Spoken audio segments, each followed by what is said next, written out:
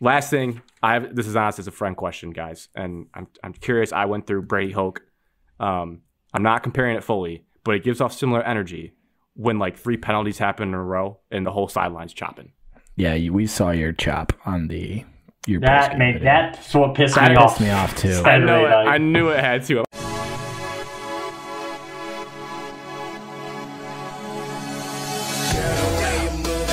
Cheers to episode 95. 95. Look at the mug. Coffee. There. Water. It's like the last firebender.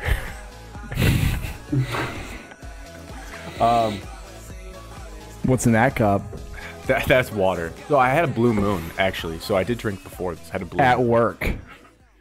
At a work outing. Oh, so you weren't working. You were drinking. I did have a blue moon. At Taking Top us Golf. be late because you were drinking at Top Golf for work. This is our normal time. Noted. Welcome in to the #1 sports podcast in the state of Michigan. It is Tuesday, November 1st. Oh, November 1st. Say it with me now. November 1st. November 1st. I just stuttered because I realized I need to pay rent today. It is 7:53 p.m. on the East Coast. And pretty quiet weekend of sports. So that could be a lot to get to this show. Actually, and the Free Press, I saw an article today, said that we are responsible for what happened between our two teams. That we as a podcast hating people is why what happened Saturday night happened. I do hate a lot of people, so I'll take some blame in this. Throw my name will. out there. Any publicity is good publicity. I disavow. I was thinking like that's just such an absurd take. That what percentage did Shot of Michigan sports play in the role of Saturday night? I mean, what are you guys talking about? The Free Press wrote an article that basically blamed like the public, the fans, for like building up escalation that got to this point. It's social media, not just fans. It's social media created Yeah, this. social media, I could say contributed. It's like Drake, isn't it? Maybe a little bit. I mean, the players don't care as much as the fans do, it seems. I mean, they said that. Yeah. No, 100%. I don't. Yeah, I think if people realize that players in the actual game care way less than most fans do, we'd probably all be better off as a fan base. Yeah, be for the better. They're worried about getting on Tinder and Hinge after the game and like what are we doing? Some of my type of people. So we're gonna preview the show. We're gonna do weekly check-ins of what happens in our personal lives. Then we're gonna dive into Michigan State. No Game of Thrones. That feels weird to say. Yeah, and then, Sunday sucked. Yeah, it really Sundays did. are officially dead to me. So Evan, you're not backing on NFL football? I didn't watch any football Sunday. I did. I was nonstop football on Sunday. I was basically just watching my fantasy team dominate. Hell My yeah. fantasy team died this week, so I didn't even need to watch football. But Sunday night football, there was no Thrones. House of the Dragon wasn't on, so I kind of went to bed extremely early because I knew the Packers wouldn't give it a fight. So Good for you. Who was the best fantasy football performer you had this weekend? D-Hop. Oh, And Yeah, he averages 27 points a game. confirmed. That's pretty Foreman. good. Deontay Deontay Foreman, good player. At 31. So 2 tutties. who does he play for? He plays for the Panthers. He did because he was Derrick Henry's backup, right? Yes, he played 3 games as a starter in Tennessee. Yeah. And Last did he last get year. traded or released? No idea. Signed. No idea Wow. about him. So But they just let Chuba him go. Hubbard out last Sunday, so Foreman got everything. Wow. Thank you, Alex. No problem. Thank you. Kyler got 27, so I'm not too mad. Already shipped him out anyways. Alex is active today. Had to be. Had to re-blow it up again. But yeah, we'll get into the game. We'll get into previews of the two teams, Rutgers and Illinois, the respective opponents. Then we got Lions recap. Lions trades really is the big story and firings of what happened the fall of the game. I did go back and watch the game last night. What game? The Lions? Lions, Dolphins. I haven't seen a single play still to this point. And then if there's any Pistons, Red Wings, Tigers stuff, we'll just leave it at the bottom. I'm not sure. It's going to be lighter than I think last week, but we'll see. And then we'll mix in. We only got 2 listener questions, really, to use this week. One insult that doesn't need to be mentioned. Was it Marissa's? Well, that one as well. I don't know if you saw that, Evan. She said Marissa said you smell bad. I smell bad? Yeah, she said Evan stinks. She was just I don't look at the comments. The prankster I don't that she either. is. That one I saw, though. She tried to prank me last night, but I was sleeping. Yeah, and same. then That's hey, sorry, stupid past moron. my bedtime. So she asked a question on Instagram. She said, "Why is Evan so stinky?" And I didn't see the profile when I looked at it. I was like, "That's so mean." And then I realized that she was just being a clown. So I hope she got a laugh out of it and pranking you guys. She told me about that. I definitely would have fell for it. I didn't fall for it at all. I have proof that I didn't fall for it. You're not very gullible. No. And then Brad, long listener, Brad. Yeah, we don't need to read that one. No, we don't need to read insulting. that. I've gotten Brad thoughts on the matter. I'm sure you guys already know what they are. We disagree on it a little bit. But we will get into He that. just texted me about Michigan State losing to Grand Valley State. So the guy is relentless. There's only one way to avoid it. You just ignore it. Hashtag relentless. Keep chopping, Brad. Keep chopping. Let's get into our weekly check-ins. Evan, the first week without football. What's the adjustment been like? Yes. You're a new man. Yeah, there was one day I wasn't doing anything. I actually got home before like 4. Didn't know what to do, so I just took a nap. Take your pants off right away? I should have, but I didn't. No, I changed right away. I got out of the work clothes. That's kind of what I meant. Friday, high school playoff football. Roll Tribe. Solid win there. Yep. Saturday, I had work in the morning, and then family house, however you want to call it, to a party. Alex was there. Half a mint money was there. First one there, Alex. Yeah, they participated in a golf outing, and I didn't want to participate in it, so Wow. I stayed behind, watched college football, won a bet, and started drinking early. A large bet? A parlay? I won a parlay. Oh, a parlay. Yeah. How many Didn't legs? even know Toledo's backup quarterback was playing Alex. Wasn't even their starter. That's how gritty that performance was. That's why it was sweaty. Really? That's why it was sweaty. And their quarterback is like a Heisman contender in my mind. He's really good. He's only thrown for like 1,300 yards this year. Well, let's not let facts get in the way of our narratives. Oh, my bad. Yeah, just had a bunch of people over. We watched the Red Wings game. They beat the Wild. Wait, I was like after or before? I see what he's doing. I was like, During. Puck dropped at 7. Puck dropped at 7 o'clock. Game. What was the best food option at the party? We had smoked chicken wings. I'd say the wings. God, They were good. it's amazing. I mean, I just nervous ate and just paced back and forth. Just walk back and forth and grab a little bit of everything. You just stuffed that face. Cheesy Had a potatoes were lot of fantastic. Dessert, What dessert brownies, did you have, Alex? M&Ms, cookies. I was getting after it. It is I Halloween. had 2 soft pretzels. Oh, soft pretzels were fantastic too. That's a psychotic move. 2 soft pretzels, wings. What'd you dip them in? The soft pretzels or the wings? Both. Soft pretzels, I went with a nice honey mustard. And I went barbecue sauce for my wings. It's so you guys got like a legit smoker, Yep, won it. Not sure how legit it is. but I it's figured free. it out. It's It a was free. smoker. I figured it out. So, God, that sounds good.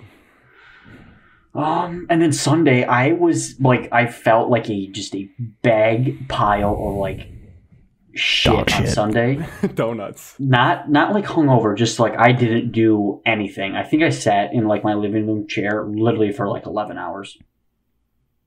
Didn't do Respect it. anything.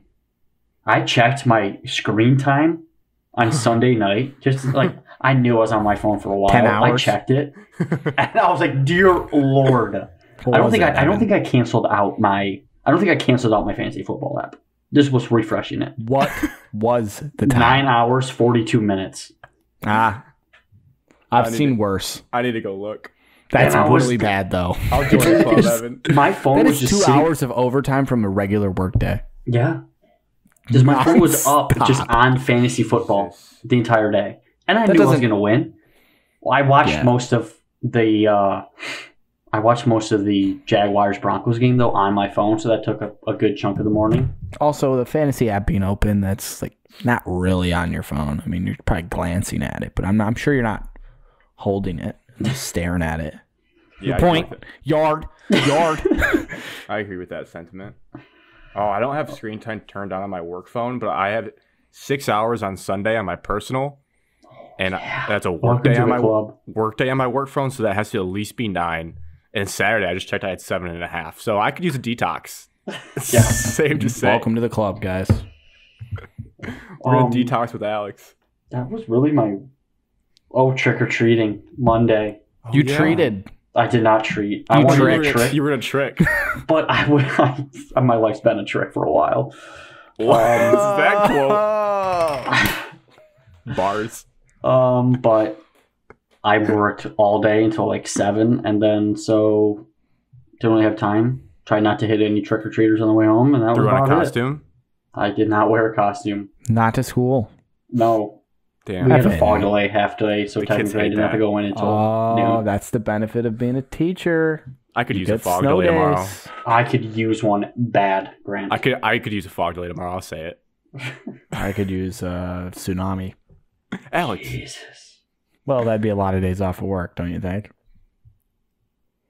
Yeah, especially with especially with the power outages at your workplace. Power hour went out last night right after I left, of course. It was back on this morning. Speaking of Halloween, Alex, what kind of candy did Aaron Glenn hand out? I don't know. Damn. I didn't leave my house after I got home yesterday. He gave Alex his He gave me a full Hershey bar. House listing.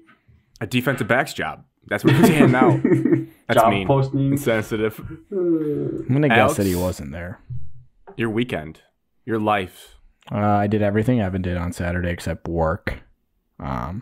Instead of working, I got my hair cut. Oh, looks great. Thanks. I have a hat on. For those listening. I got a haircut in the time that Evan was busy. Hung out at Evan's Saturday, Friday. Nothing. Didn't do anything. Just home alone by myself. And then so many options to do when you're home alone. Right. And then Sunday, I stayed at my parents' Saturday night. So Sunday, I ate breakfast with them, and then I went home, grocery shopped. Yeah, what'd you have? Just scrambled eggs and toast. Nothing crazy. No. Underwhelming. No. Yeah, it was. I shouldn't even ask. They didn't know I was coming home, so they just said they didn't plan ahead. Whatever. We do live far away from grocery stores. Yeah, I would have been the same way though. I'm not running out once I'm already settled.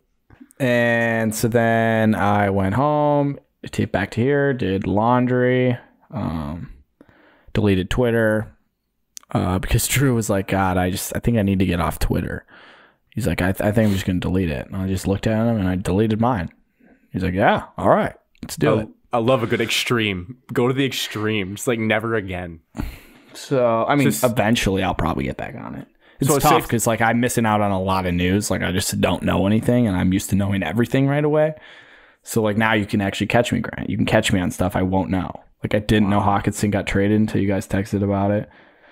Didn't even realize the trade deadline was today. Like there's so much I'm missing out on. Hand up, I didn't either. I forgot.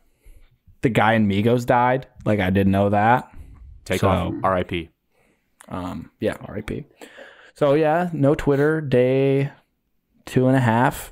It's very strange. Yeah, and that's it.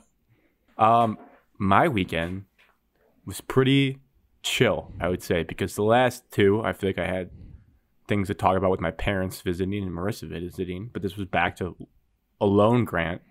So just kind of used the time to organize my life because I had a couple like weekends of doing stuff in a row. And I was like, you know what? Let's make sure all the laundry's done. Let's clean the apartment. Let's get it really nice and clean, not just like normal clean. So that was good. Didn't do anything crazy or memorable, I don't think. I got Raising Cane's again. Some would say I'm addicted. I don't know. I don't think it's that bad. But it has. Good.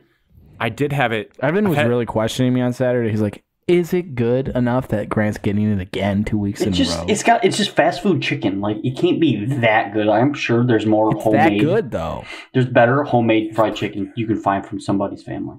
I'm sure, but how are you going to just go to family's doors and be like, hey, man, can you whip me up some fried chicken? I'm sure like your grandmother or one of your family members can make better fried chicken.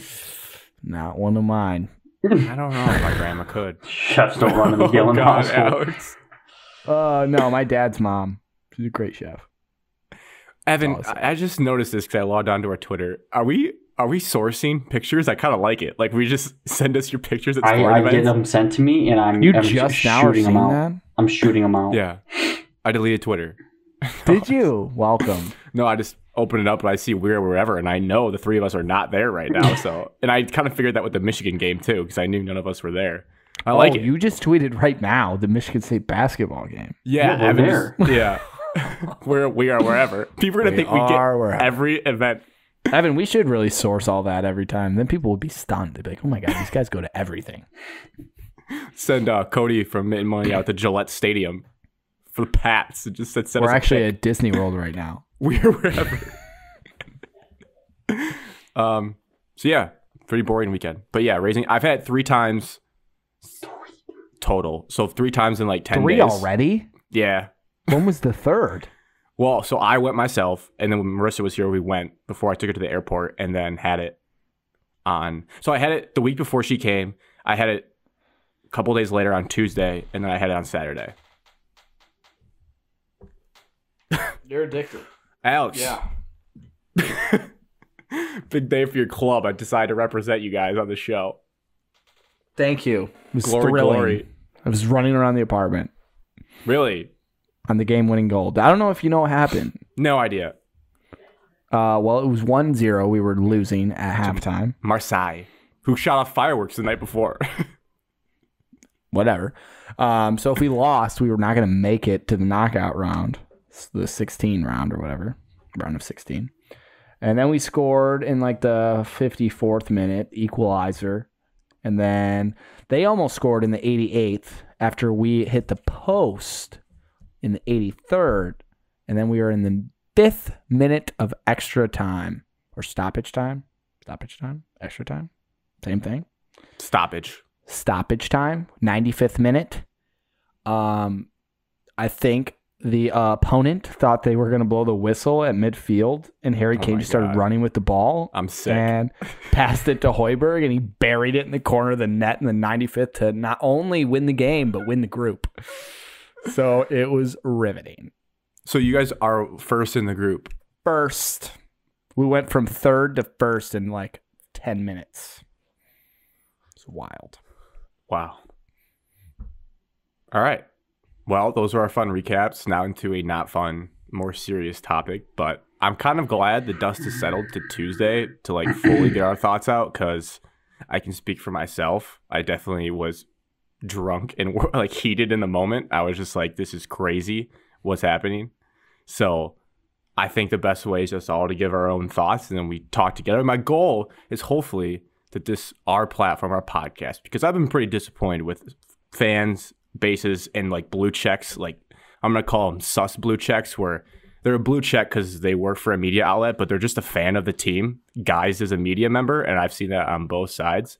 So I'd like if this shows a good reminder that fans on both sides can still be friends. At the end of the day, we all live in the same state. We're all neighbors. Alex is shaking and said, no, like this is Republican Democrats, but which is what it felt like this weekend. It feels like you were talking about politics when this topic gets brought up. But I hope this serves as a reminder to people that it's just a football game. We are simply just fans. And like in 3 years from now, this won't be nearly as big of a deal as it is now. But yeah, hopefully that's what we can get to, because I'm definitely not nearly as fired up or passionate about it as I was the night of, because everything comes out and you realize, you know what, life will go on. I'll give the floor to Evan if you'd like to take it, for you to give your thoughts first. Why are you guys laughing? I was like, it was best to go one at a time. On the game or what happened afterwards? We'll do, yes, good call. Good question. We'll do tunnel. We'll do all the tunnel stuff, and then we'll talk about the actual game next. I told myself coming into this podcast that I was not going to comment on the tunnel situation, because everything that I am currently reading through social media and just trying to find sources and like information, it's just, no matter what a Michigan State fan says, it is not right. It can't be right in the eyes of Michigan fans. To me, that's what it seems like. When I first saw it happen Saturday night, I really didn't think it was that big of a deal. I was like, another skirmish, another fight. That was that. Like, separate them, move on. Mm-hmm. And I don't. I guess we'll go like, I'm not interrupting, but just so everyone keeps it together. Like, that's the Matt Charbonneau video, because there was like the first video of Matt Charbonneau's. Yeah. That first video, I was like, man, get him back to his locker room, move on. Mm-hmm. Then the second video came out, which I believe was like GBM pool. It was like the potato, looked like it was shot on a potato, but you could see helmet swinging. You could see a helmet swinging, couldn't see the numbers, couldn't see what's going on, and everyone's just running away from it. Yep. That irked me a little bit in a bad way as a Michigan State fan. Like, you never want to see that. My biggest thing is, like, you never want to see fighting and people say the police need to get involved. I don't know if it's just me. I'm the whole notion, like, I understand everyone's a human being and we should treat them like this, but it happened. I know it didn't happen on the field, but it happened in the stadium. And, like, to me, there's some way that it's still like the field of play. I know their actions can be. The one was severely injured. He has concussion, broken nose, busted up face, basically because of the helmet swinging. I don't condone it. I'm not saying I do. I'm not saying whose fault it was. Obviously, Michigan State was seen as the abusers, and Michigan was seen as the victims. But I also don't think two Michigan players were going up there peacefully, and that Michigan State just, like, the word jumped them. I think that was a little. I think people are just using it because everyone else started using it. I don't think if you're walking to the locker room and you just see a player, you're just going to attack them after getting your ass kicked for 60 minutes. I think there had to be something there. Now, Michigan State shouldn't have fought back or escalated the situation, and, like, you got your ass kicked. You have to take whatever verbiage abuse you're going to take, because you can't do it in between the lines. It's wait until next year. Basically what you have to do. But it is a bad look now. Just like the control of what little was done. There wasn't it wasn't a full team fight like that you see, like, on the fields. It's just, how can you let them get that much under your skin? I don't know what was said, to retaliate. And obviously, if there wasn't cameras or if there wasn't phones, you wouldn't have seen anything. You've been like, oh, there's players suspended because of something that happened in the tunnel. That was it. I don't condone it. I'm glad there's players getting suspended. The investigation is happening. I just don't like what is being said Michigan-wise when it's not your team. And the other side isn't perfect anyways. I mean, I don't want to drag anything else in that doesn't relate to it, but you had, like, other situations in other sports where, the word assault or getting fired is getting thrown into it, and you're going to defend that situation. I know this one's different because you have a helmet involved. like a weapon, but there's other situations where within your university stuff happens, and I think it needs to be like if it's not dealing with your kid, you don't really need to talk about it or escalate or like make assumptions until you know the facts. Yeah, I think I agree with almost everything you said. I think like I don't really vehemently disagree with anything you said. I think a very key part that I wish another video could come out. I mean, they kind of just drop at random times. What we're really missing is the end of the not tunnel video, but Tom Verharmen, the college football, where it's like the wide shot that shows number 1 and 22 going up with the rest of Michigan State's players. So like we have that, and then we have the other videos that came out. We don't have the middle. I think we can all assume as adults there's probably verbal, like they're not just silently walking up the tunnel. There was one video that got released today. I don't know if I'd be able to find it, of 22 John at Michigan State. And a lot of one of the video captions of it was saying it was after everything happened.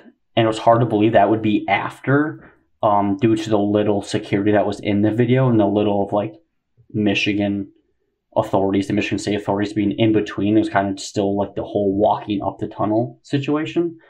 I think I know what you're talking about, unless it's one I haven't seen. But yeah, I think it's from Joey Ellis, verified, and I was just psychotic. I mean, like the screen time has shown. I plan to do an Alex detox when this whole thing's over, just because I can't look away from it, but I'm going to when it's all said and done. But that was like I was piecing together the photos. That was after the jawing, because at the end of that video you see the state troopers around 22 and walk with them, and like if those guys were there, like the assault is not going to happen if he's like surrounded by police authorities. So yeah, the jawing video of 22 dropping not safe for work language everywhere, that was after the initial assault or the initial attack took place. So Alex, would you like to dive into any points that you felt you needed to get off your chest? Now, I guess I should say, too, I felt like you guys did, too. Like with Alex, I know with Jawan Howard stuff, you're like, let's just not talk about it. I would like to just be like, we shouldn't, but I had, I'm sure people were like curious about your thoughts. And I'm like, we do have a decent amount of listeners. They probably are like, all right, what do these guys have to say about it? So I feel like as much as I hate talking about it, because I just like talking about sports, we like same with the Bose scandal that we touched, we were debating, like, do we talk about this Jawan stuff? Like, we kind of have to talk about it. Yeah, I was planning on it. So thanks. I was just saying for everyone, because I feel the same way. I'm like, I just want to talk about the game. But I thought Evan worded it pretty nicely there. I agree with everything said. I don't condone anything that happened in terms of the fighting. And it's a terrible look for the university and the program. You're getting dragged. And I get it. I'm cool with the suspensions. Doesn't bother me whatsoever. The only thing I would kind of agree with Evan also on is get the university getting dragged as a whole and everybody related to Michigan State getting blamed, and it's the culture at Michigan State and all that ridiculous garbage. I don't think that's fair. I don't think anybody should be saying that. Joking or not, it's not funny. But yeah, it's a bad situation. It's a bad look. I agree that I don't think Michigan State players just jumped him for no reason. I don't think that they just attacked two players in the tunnel for fun because they were mad. I think they were provoked, but they should never have reacted. They should have just kept walking. So that's the part that is why I'm fine with suspensions and why I don't condone any of that. But yeah, it's just a bad look. Bad luck, bad situation, bad for everything. And it's getting to the point in the rivalry where there is no respect whatsoever between these teams at all. And is it good or bad? I mean, for the fans, maybe they're like, yeah, this is awesome. This is great. But like also at the same time, it's going to ruin like the product on the field. It's just going to turn into fight after fight. John, and then it's going to get too toxic. Part of the reason I don't need to be on Twitter right now is just absolutely almost out of control. I mean, if that would have happened on the field and we would have saw a full 2v2 team brawl, I think people would be even more freaked out about it, but I think they'd be less freaked out about it if it just that's what happened I mean. on the field. Sorry, less optic. Like optically, they'd be like, "Oh, it's still like a game. They're fighting. They're in pads. They're on the field. It's fine." But in a tunnel, when you see helmets swinging and a dude's face gets beat up pretty bad, and his parents are pressing charges, or I think that's what he saw. I think you said, it just got more real by being in the tunnel, and the sheer numbers too of like if it's 10v10, it's like okay. Both sides are equally. Yeah, like, if what they the were hell all are you just doing? shoving in the tunnel, and punches would be thrown, but they're all like piled up in a big bunch. No one would really care. It's just the optics are horrendous when it's 10-2 or whatever it was. Yeah. Now the disrespect from the fan bases can chill out on both sides. Everyone should shut their mouth if you're not involved. Like you have nothing to do with it. Really bad. I mean, I think kind of talking through it over the weekend with the Michigan fan group chat I'm in with the mighty Michigan men. Let's make sure everybody knows what it is. You can thank Cody with the K for that. I think I had it named something like something football. Not as aggressive as that, but he changed it. And it's been good mojo since, so I'm not messing with it. But Ben V, longtime listener, was just like, I think honestly it's gotten to the point where I'm more mad at the fans' reactions on both sides than I am at what actually took place, which is crazy to say when a guy was beating someone over the head with the helmet. I agree with but him. Like the public has just been so idiotic disgusting on really both sides. I wrote down some bullet points to like similar to kind of how both coaches did when they got to their press conference, because I don't want to miss anything and I want to address like certain things, because for better or worse, I've been way too in the weeds on this, and I feel like I have a pretty good grasp of like what is true and what. I also realize a lot of people can view videos and jump to wild conclusions that like aren't like two people can watch the same video and see completely different things. Like I'll say this, the one video I saw today, which I wish I didn't see, of Trevor Woods saying that a Michigan coach like shouldered Jim Harbaugh, was just like, what are we doing? Like that's not even part of this whole scandal. Let's let that part go. That's a nothing burger. Like people are going to run into each other when a scuffle is going on the field. So I'll start with like the things that make me feel good about the whole situation.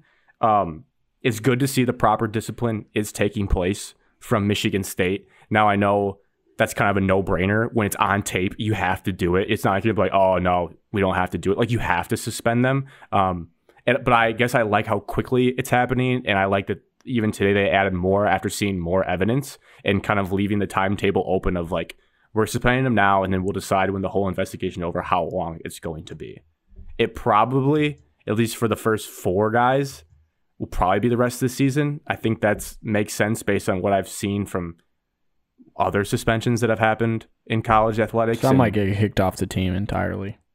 Some could. I will say this, like, it's a really dumb mistake and it's really bad behavior, but I'm kind of a belief of you at least deserve 1 second chance. So I hope these kids, if you get kicked off, even Kari Crump who's swinging a helmet, I hope he learns from this, and I hope he can go on and play somewhere else if it's not Michigan State.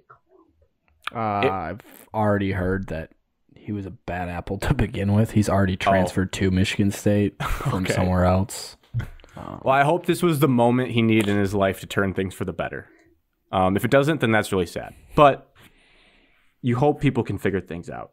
I also want to say, as a Michigan fan, I trust, you guys know my respect for Mel Tucker. I trust Mel Tucker and Alan Haller. We don't talk about ADs a lot. I trust them to do the right thing. I don't have any doubts as a Michigan fan that like they weren't going to handle it in a professional way. I think they're really sharp guys and they know what they're doing, and they're as disgusted as anyone from this. Now, they might internally have more thoughts to some of the fans of like, maybe it'd be good if guys weren't jawing in our tunnel line, but they're going to handle it professionally. They're going to do it the right way. And I think the one thing that I would like to clarify to you and behind the scenes is like when I found out, I was recording the post-game video, and then I got onto my phone and saw Cody send the video and was like, I was like, what is happening? Like, that's crazy. I filmed the post-game video, didn't even know what happened, saw it.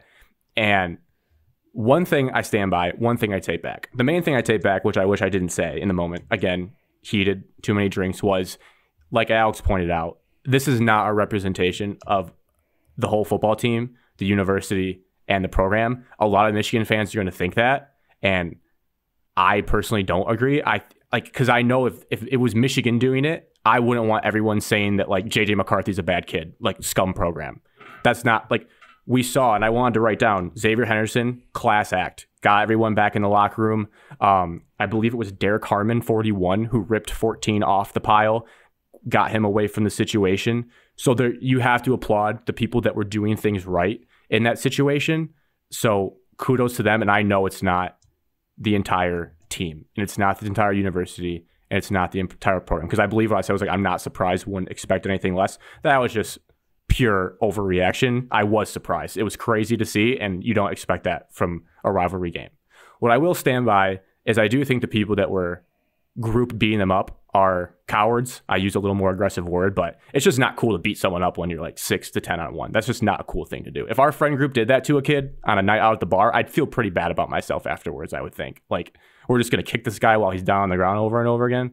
That's not very cool. I'm just surprised, like, usually in a situation like that, if I've ever seen a group dust up, usually the group, when it's just one other dude, is just going to, like, separate the fight. That's what I thought when I was initially watching, that they were going to, like, pull the dude off. Instead, I just watch a bunch of dudes swinging and kicking. It's like, what? There's, like, no pride in that whatsoever. Like, you're not going to be like, oh, yeah, dude, got a sweet fight. Kick the shit out of this dude. Really? Oh, yeah, it was 10-on-1, though. Like, no one's going to think that's cool. And that's not, there's nothing to be happy about with that. No.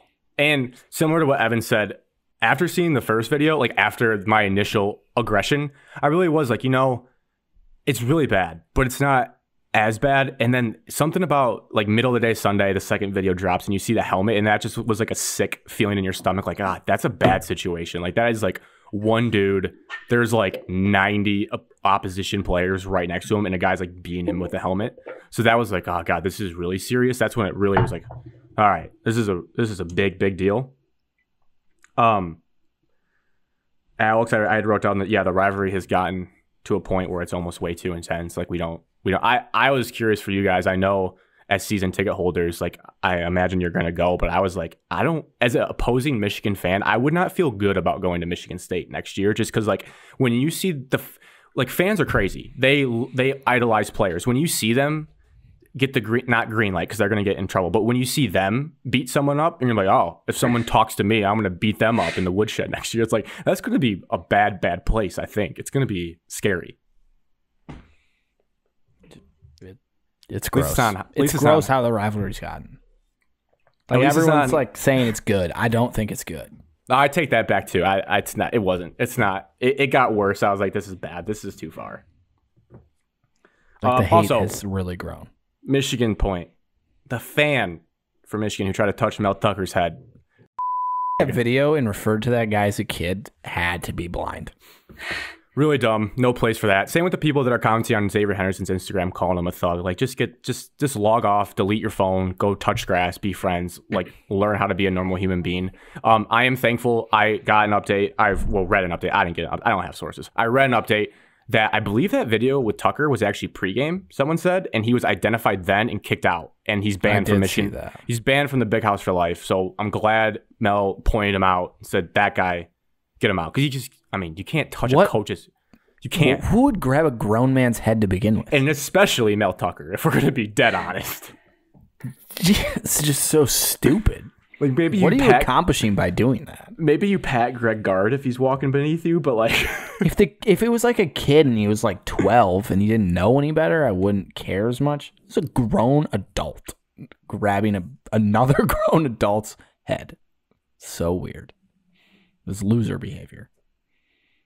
And I guess here's the main point where I believe probably most Michigan State fans disagree and would probably disagree with me. I think I'm a little bit more nuanced in a way where I haven't fully made up my mind. I see both points, and it's a long or winded answer to debates about the tunnel and debates about the two players going up at that time. So I was digging into context. I learned something this weekend. I did not know that in Michigan football history, a lot of times both sets of teams both walk up the tunnel at the same time after the game. That was news to me. You never see post-game stuff.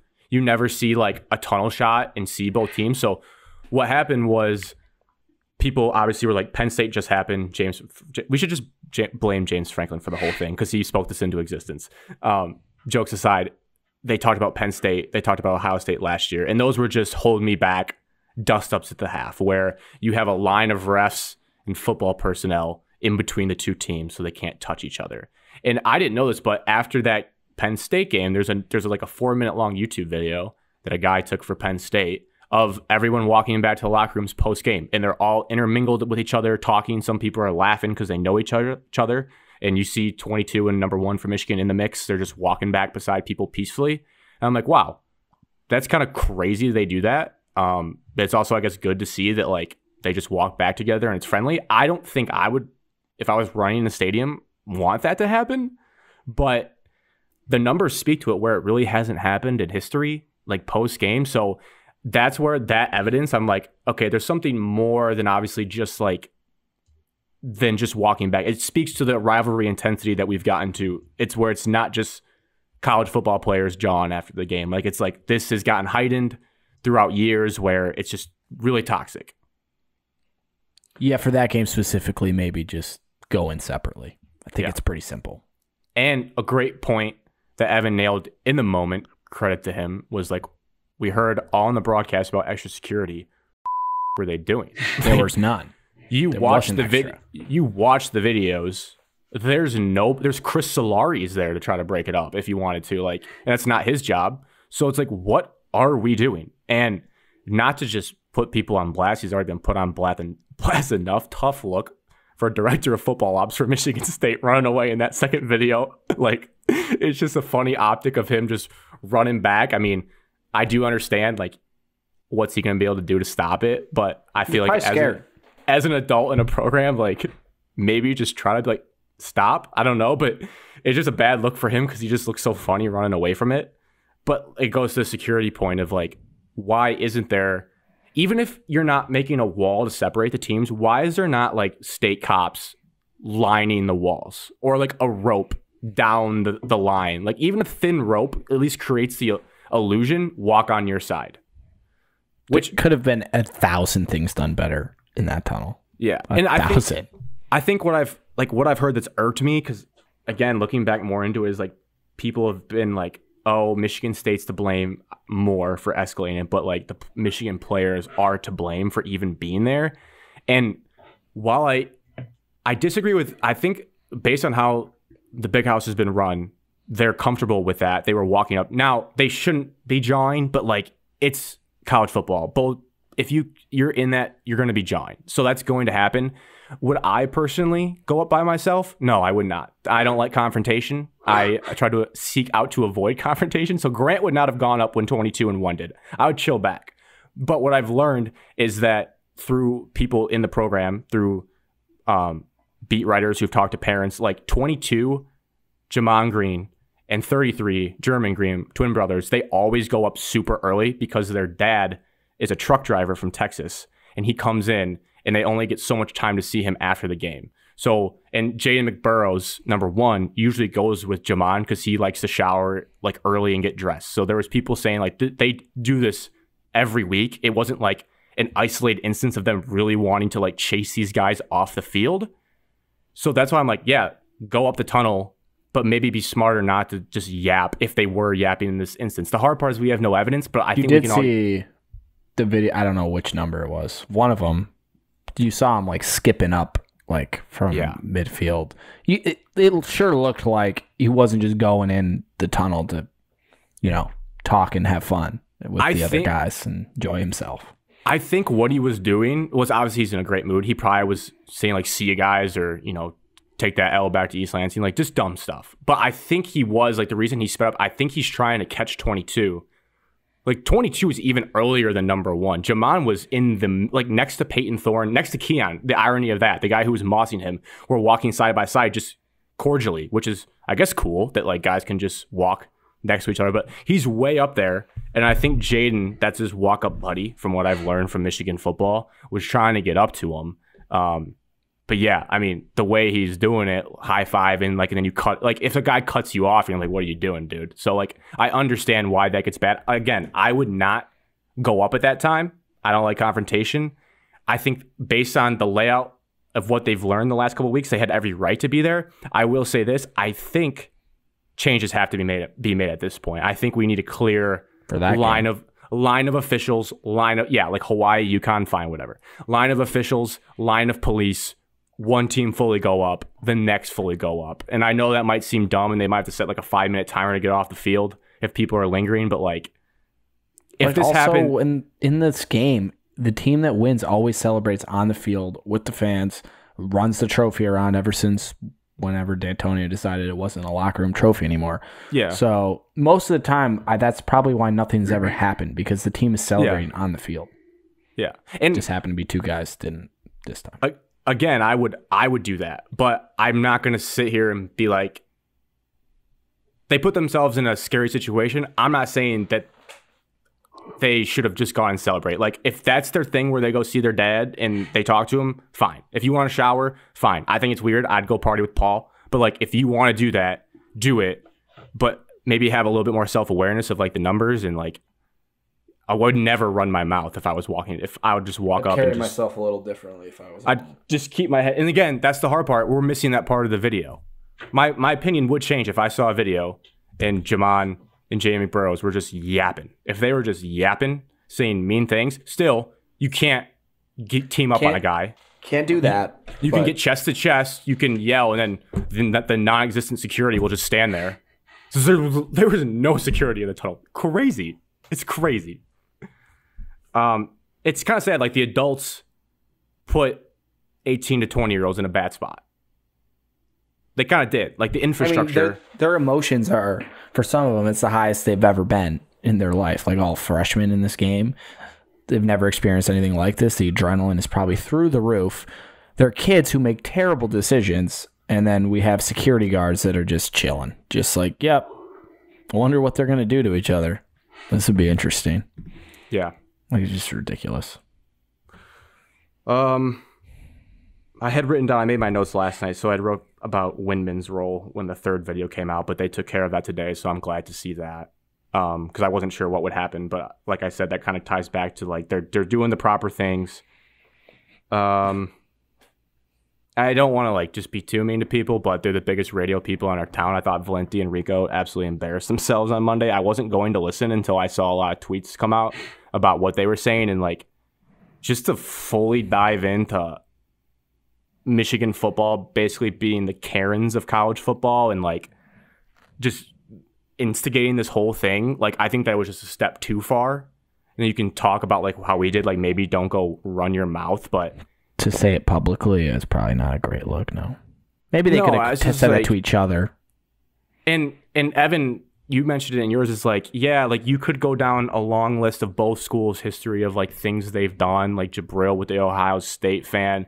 You could tie in basketball and like Michigan State basketball, but like you kind of just have to focus on this one incident. And it's like they just spent their whole 3 hours like building a narrative about how this was Jim Harbaugh's master plan. It's like, dude, it's not that deep. Like, sure, does he like things to be chippy? Yeah, but no one's like go up the tunnel to go piss those guys off. And like, that is a hot rumor. Jim Harbaugh had no idea what was going on in that moment. There was 100 people in a tiny radius because both teams were jawing after the final snap. No one knows. Like, no Jim one's did look at the end of the game just completely lost. Like when he shook Mel's hand, he wasn't even like looking at Mel. Because he dragged Yabi Oki and told him to get back because Yabi Oki was running his mouth after the game. I thought he was trying to like talk to a dude he knew and like shake hands. So that was just complete. I only saw it once. So I think he was telling his players to get back, and I think Mel was like in a heightened state too because the jawing was not stopping until they had to build a wall between the two players. Rivalry's gotten to a new step. I guess the good thing was, like we said, with the Twitter cleanse, and I learned a lot about people online that have blue check marks and whatnot, and fans accounts that have made the lists on our Twitter that I really don't respect their opinion at all. I probably will keep them on there just because they give good information sometimes. To be completely honest, on Saturday night, I unfollowed like 17 accounts on our Twitter. Both sides. I respect it. I was just like, I'm not looking at this guy talk. I'm not looking at this person talk. They don't know what they're saying. Also, anyone saying that Mel Tucker deserves to be fired as an idiot. That's just, you can't correlate things to that level. That's just not how sports work. That's not how a team works. Like, what are we doing? It was all Mel's fault that happened in the tunnel, Grant. That take is the same way when it was like people were still like continually doubling down, like, yeah, those kids, they deserve to get beat up. It's like, okay, like at some point it's like, well, maybe not over the head with the helmet. Yeah, maybe you could have shoved them, like, get out of my face. Maybe not 10-on-1 helmet throwing. Or scream back in his face, like, get out of here, go back to your locker room. But, like, yeah, it just got too far. It's too far. Just shut your mouth and just walk on. My one guy, I don't know if you guys saw it. Well, Alex, you delete Twitter, but the Detroiter guy, the one guy that used to make TikToks as a Michigan State fan, we'd always laugh at with the messy blonde hair. Funny guy. He was really mad. He was like disappointed in Michigan State. He's like, I don't care if 22-1 were run up the tunnel, beat bopping on you on the back of the head. Just shut up and walk to the locker room. You just got donkeyed in the big house. Go to your locker room. And I was like, no, I don't agree with that. If they're beat bopping you, sure, maybe you shove them back. But like, he was illustrating a point of like, doesn't matter what is being said. Just get back. Just get back. Adrenaline is high though. I blame security guards. We need more Alberts. Also, I mean, has anyone fumbled the bag more than Chris Solari not hitting record on his phone? Like he said he was trying to and then got bumped and it didn't record. The biggest moment in his journalistic career. Matt Charbonneau's video, I was thinking if that was us, if we could monetize it, that thing has like 12 million views. You know how much money you can make off of that video? And Solari was right there, had a front row seat, didn't hit record. The picture of him trying to record it was happening is so funny. Oh my God. And I get it. He's doing his job. I don't like blame him for trying to like take the picture because he was getting dragged for that instead of like trying to break up a fight. But it's just even more funny because he didn't get any footage. He just screwed it all up. Did you guys have any other lasting thoughts you want to give to the people before we move to actual sports? Yeah, I do. Michigan State is dominating Grand Valley now. Evan, anything? No. I don't want to say the wrong thing. No, yeah. This is a time to be politically correct. Yep. But respectfully, Michigan. Nice. Respectfully.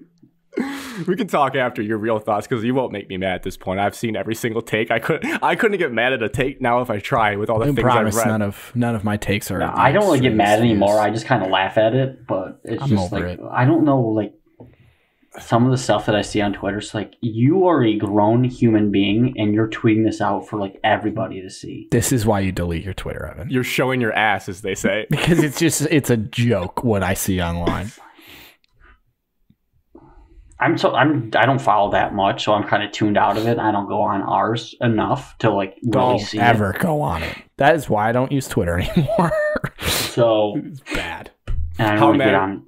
Scale of 1 to 10, how mad were you guys at me on Saturday night? I was furious. It's like this guy is just stirring the pot. I was severely disappointed. I was like stirring the pot. I thought Grant was a reasonable Michigan fan for a long time. I was furious. You went full Walmart in that moment, and I was like, yeah.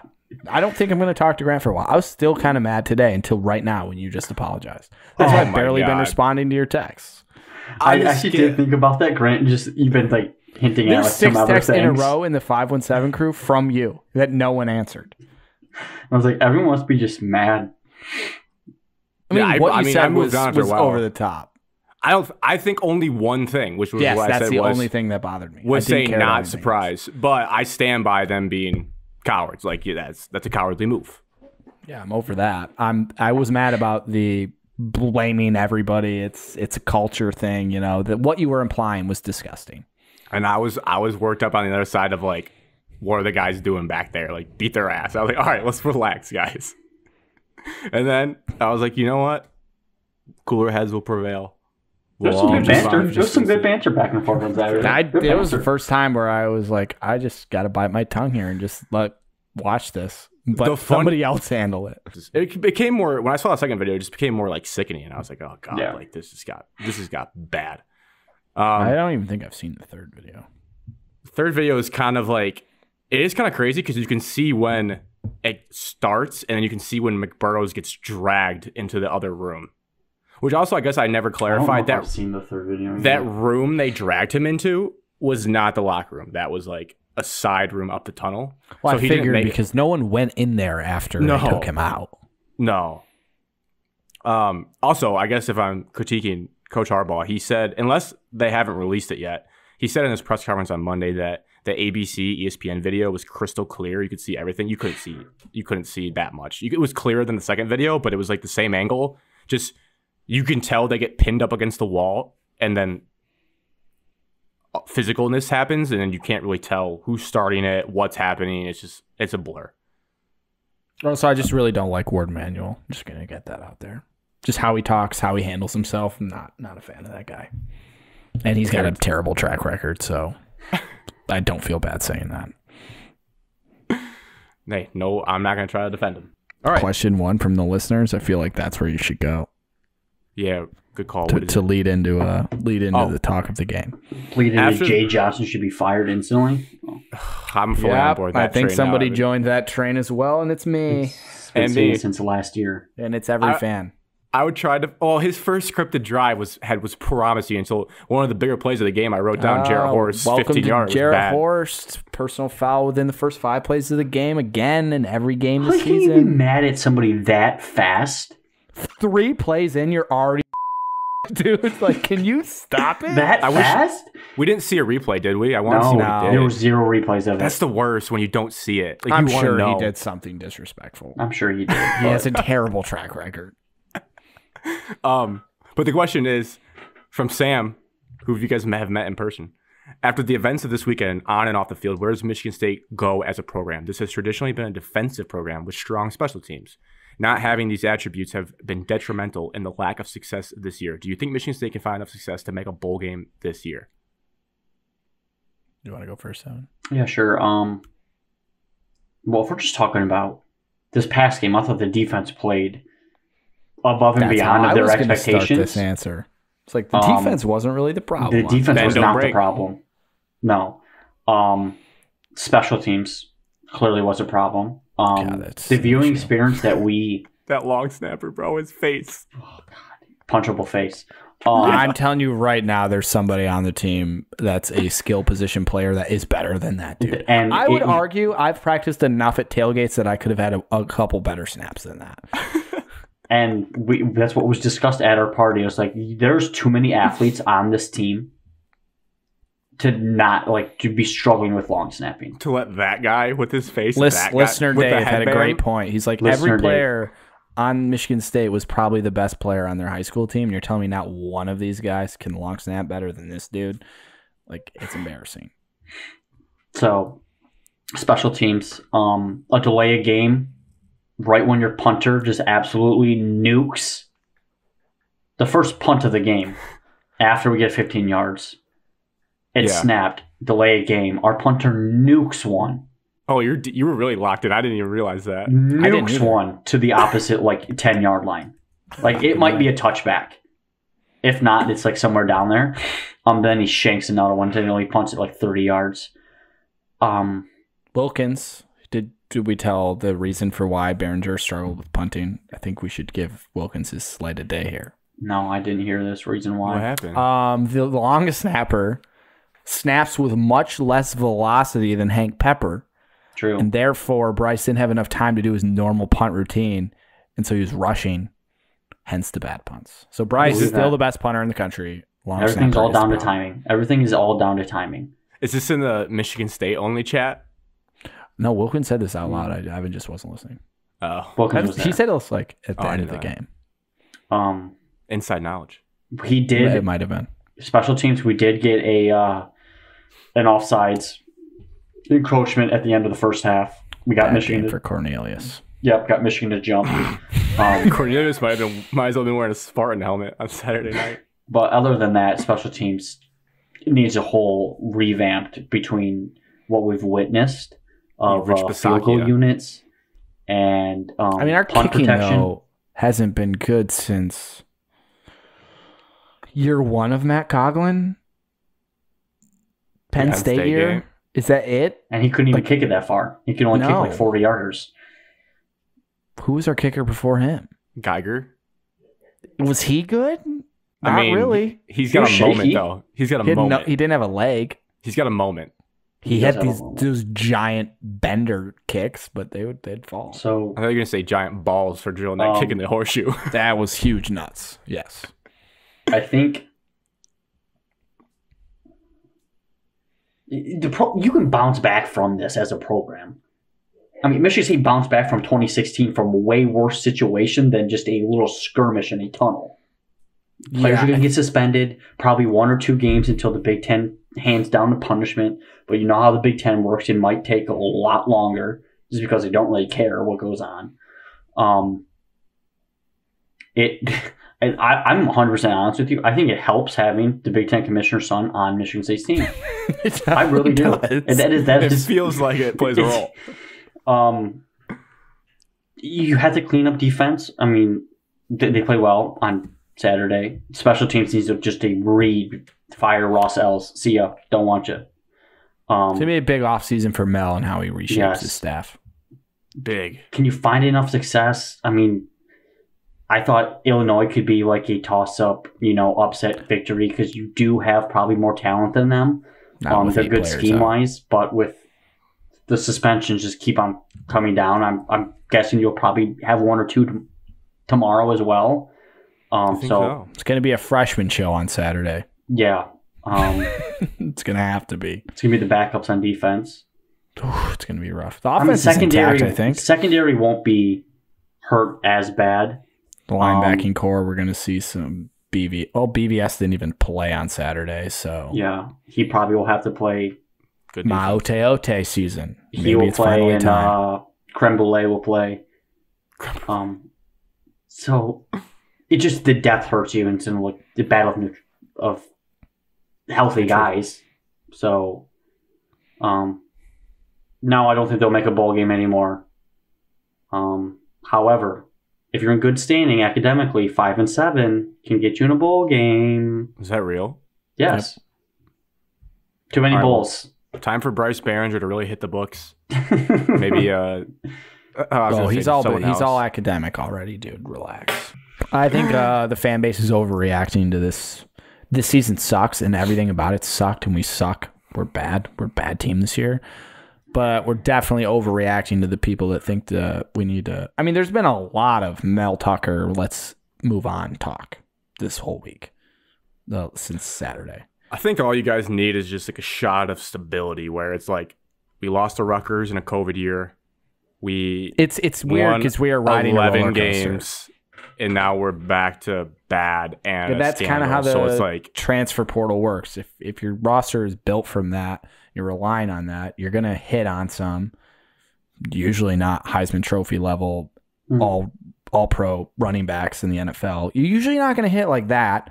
You won 11 games because of it. And then this year you've frankly missed on most of the transfers. So this team will get to what it wants to be when it's freshmen that are getting developed and they've been in the program, not guys that have been here for 8 games or whatever we've played to this point. So just give it time. Just everybody relax. No, we're not making a bowl game, though. Not to linger on it, but it came in my head and I wanted to ask it. Back to the tunnel thing really quick. If you guys put yourself in my shoes, let's say... Oh, Grant, if roles were reversed, let me give you a situation. Stadium, I would be one of the most toxic people you've ever met. That's just brutally honest. So you could understand why I was a little on a heightened emotional state. If you put me exactly of how many beers I had Saturday going into when I first saw this video. And it was Dylan Tatum getting just dummied in the locker room. Is that who he is? Is that who that kid is? That kid, like the freshman backup? Freshman defensive back. Number 1 was a freshman defensive back. Like who we have high hopes for. Sorry, I just got to make sure this is a level comparison here. Yeah, Jay McBurrows was a pretty who has solid played recruit. Snaps this year. Started. Dropped an interception versus Wisconsin. 4-star, top 5 player in the state.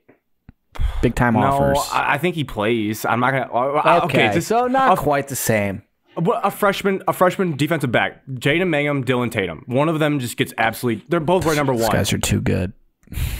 What is Caleb that? Coley. We'll go with that guy. Well, okay, Jamon Green's a starting cornerback, so it's like this video comes out, they're getting dummied in the locker room. Like, you're going to be saying some mean things, I would imagine. Oh, not to you, but yes. Yeah.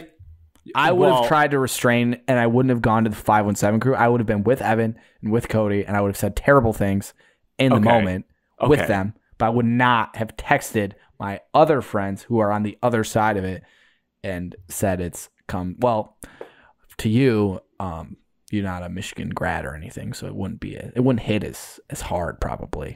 I think I still would be upset.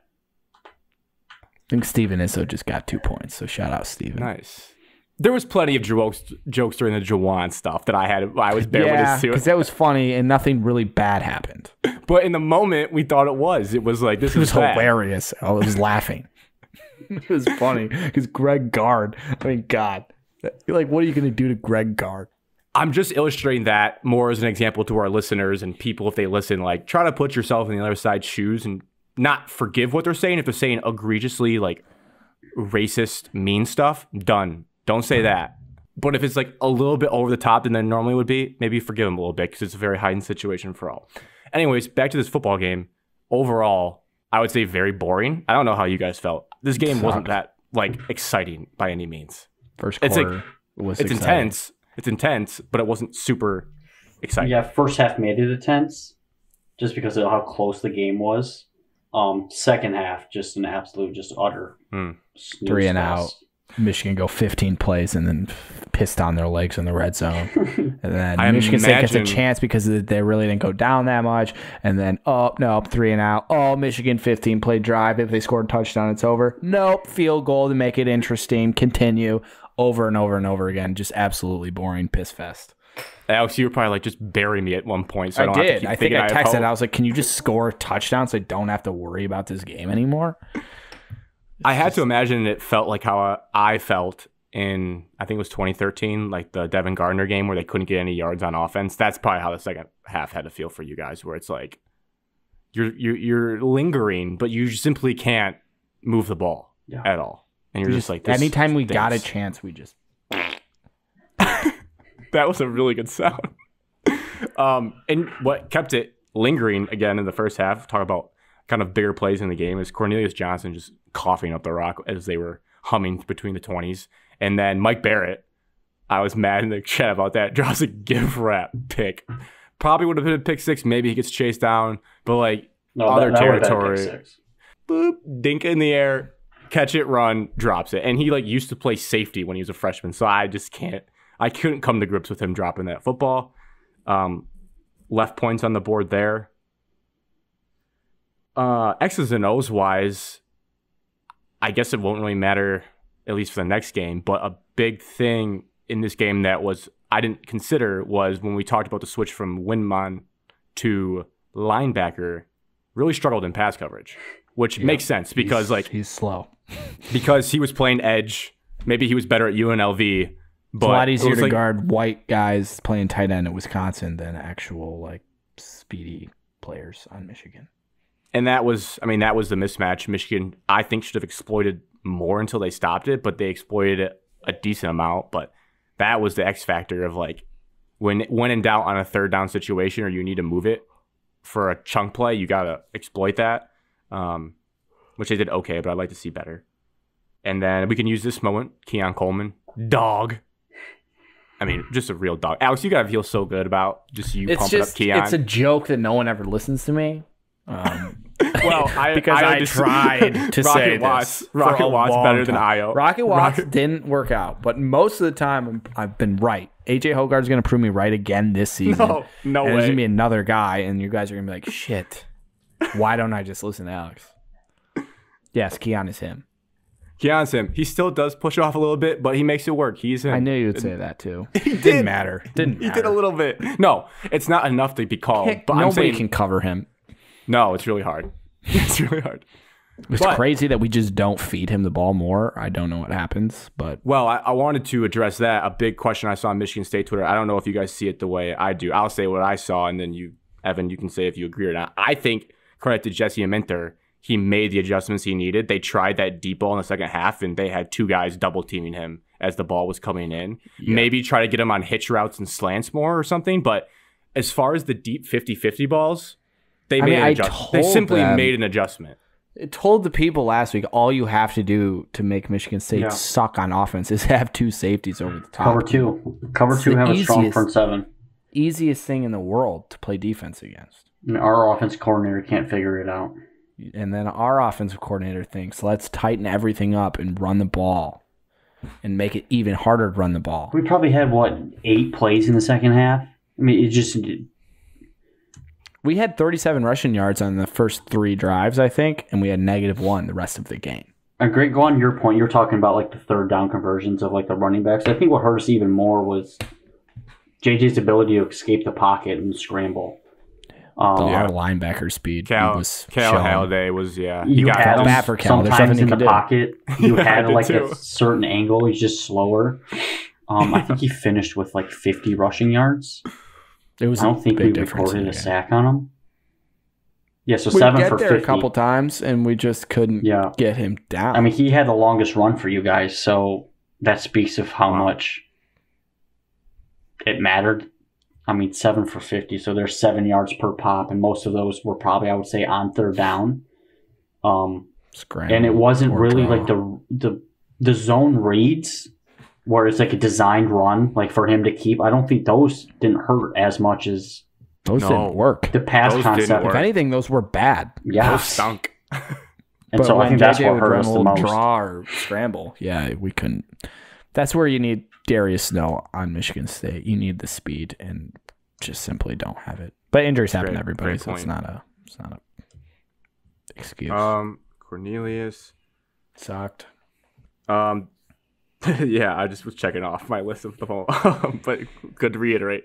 The Keon drive number 2, where he just made 2, again, absurd catches. And then I think might have been maybe the biggest play, not the biggest play in the game, but like momentum was the 4th and 1. I don't even want to talk about this play call. Counter, counter bullshit. I'm even more sick to it because of what was said today during the press conferences. What was said? I don't want to know.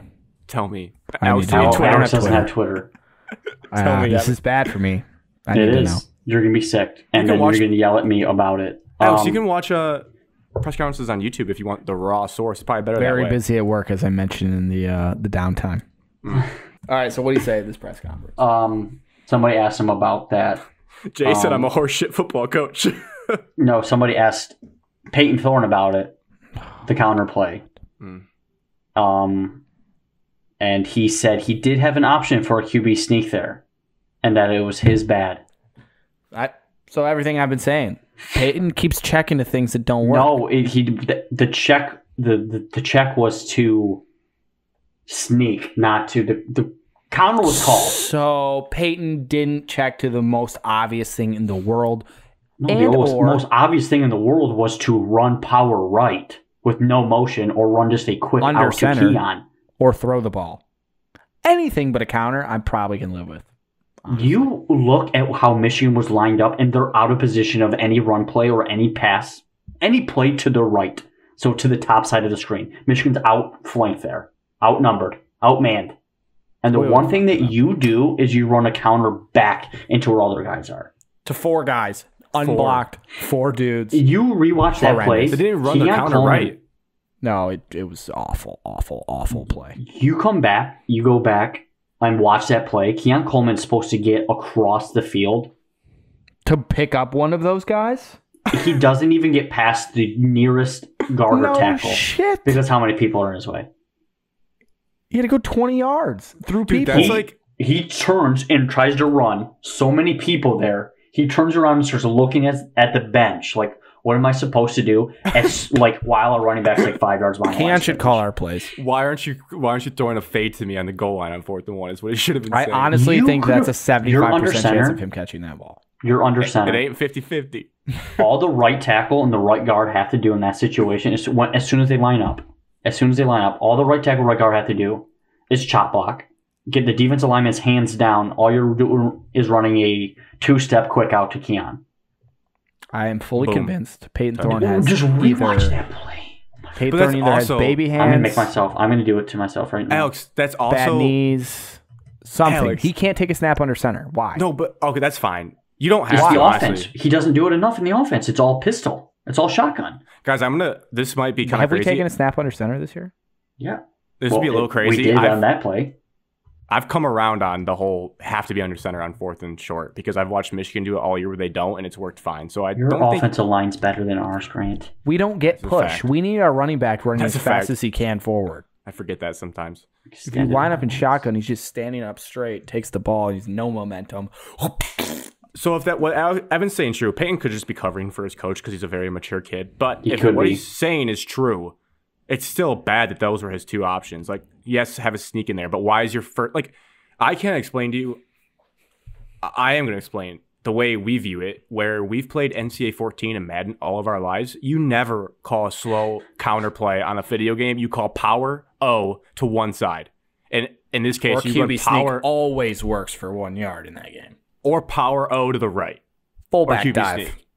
Now also that works. I've been stuffed sometimes on fullback dive, and sometimes QB sneak comes up short. Alex, you know that power O almost always works. It's got to be the right yard.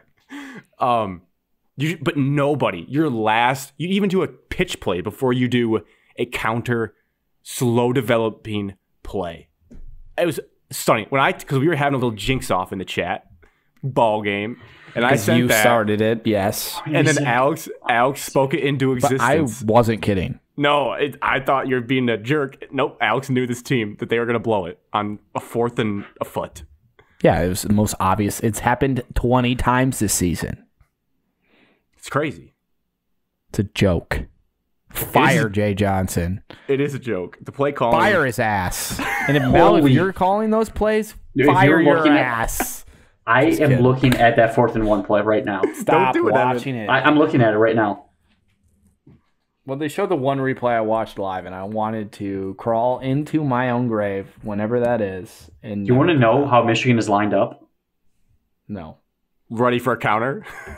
Can you use it on your phone? Michigan knew the play before. That'd be cool if they did. I'll give them some credit. Okay, I'm just going to tell you how many guys are on each side of like the center for Michigan's defense. And then I'm going to ask you what way did we run? Okay, so on one side of the defense, 1, 2, 3, 4, 5, 6, 7 on one side. Okay, so on the other side there's only 4. 4. Let's run to the 7. Run to the 4. 7. We ran to the 7. Now one guy did go over to make it 6-5, but he didn't get there. Evan, here's the thing that you're not getting the brilliance of Jay Johnson. He faked it like he was going towards the 4 to make him think they were going that way, and then he went to the 7. You have a 1 tech lined up on the shoulder of the center, and then you have a 3 tech lined up on the shoulder of the guard, and then you have 2 guys lined up 3 yards from the ball. That's the defense on the right side. It is sickening how bad this is. Move on, Evan. Move on. I physically can't because it is idiotic. It's throw up bad. It is idiotic. Yes, we said it in the moment. We were furious. We were telling each other. Do you want a idiotic Michigan side? So we'll just really get all our grievances out right now. You didn't have to throw the ball. That was idiotic for you guys. I wrote down, I charted our red zone trips, and most of these are goal to goes because, crazy enough, a lot of their red zone trips, goal line defense. They know that you know what? We should probably just end it there. We're like, what are they supposed to do? It's the best goal line defense in the entire country. I mean, this is a statistical fact, and they proved it again. But so a lot of the plays would happen around the 30. They'd get down inside the 10. So you're first and goal. It's really when their goal to go is like disgusting. So I charted it. Red zone trip number 1, run, pass. In the pass, 4 of the 5 routes were short of the goal line. So you had one option to score a touchdown on the play. Red zone trip number 1. Red zone trip number 2, run, pop pass that scored, the little touch pass. Which I actually didn't mind that call because like NFL teams run that. It's popular. I like that they use Blake Corum and not like, no offense to AJ Henning. I like getting it to like, your best player. They also saw Ma Oteote was playing his first snap of the game on that play. And he was on that side. So that is unfortunate. And our defensive ends were slow. That was good. Good, but still, first 2 giving away downs with runs. Red zone trip number 3, run, pass. There's a trend here. Red zone trip number 4, run, run. And the run was on like 3rd and 8. They were just giving up at that point. We're kicking the field goal. So I just simply don't know how they haven't figured out throwing plays to get the ball in the end zone. And when you think about the balls they've thrown in the end zone in the red zone, only one really stands in mind, and it was JJ's absurd scramble play against Iowa. It wasn't even a good designed play. They have 0 easy plays to score a touchdown passing the ball when they get inside the 15. And that's just a fact of the season right now. But the question is... have to get it fixed. While they do, Alex, my... brain. Oh, they're just saving the playbook for Ohio State. No, I thought back to last year and I was like, well, they just had 6 rushing touchdowns. So, like, why not just do that game plan again against Ohio State? Because credit to you guys, I think when it's time to bow up and be a man, Michigan State's better at that than Ohio State. Ohio State can get pushed around inside the 10-yard line. And until they prove that they can't after last year, I'm like, well, why can't we just have 6 rushing touchdowns again? Well, but they do need to figure it out. But like maybe they just run for a bunch of rushing touchdowns again. But it's gross. They got to figure it out. I don't know who's calling it because we have co-offensive coordinators. Figure it out. Michigan State deserves a lot of credit for being the best red zone defense in the country. It held. This is my chance to talk about the good players in the game. I left that game more impressed with Blake Corum than I was. The kid was just felt at some points impossible to tackle. There was 2 I wrote down that just jaw was on the floor where it was a 3rd and 5 maybe, and he runs into Simeon Barrow, and Windman comes and hits him, bounces off both those guys, and gets pushed forward from number 5 on Michigan State across the line. And Evan's mom was furious in that moment. I could not. Pissed. When they showed the replay on Saturday. I love that. But like that's what Corum does to you as a fan. You're watching it and you're like, how is Barrow and Windman getting this little boy getting 6 yards after contact? And yeah, it sucked to watch. Bouncing. And then the other one, which was crazy, and I don't even want to say because it was crime against my guy Kendall Brooks, but Corum spins Halliday out of his shoes, and that's not saying a lot. No offense to Cal Halliday, just spins him.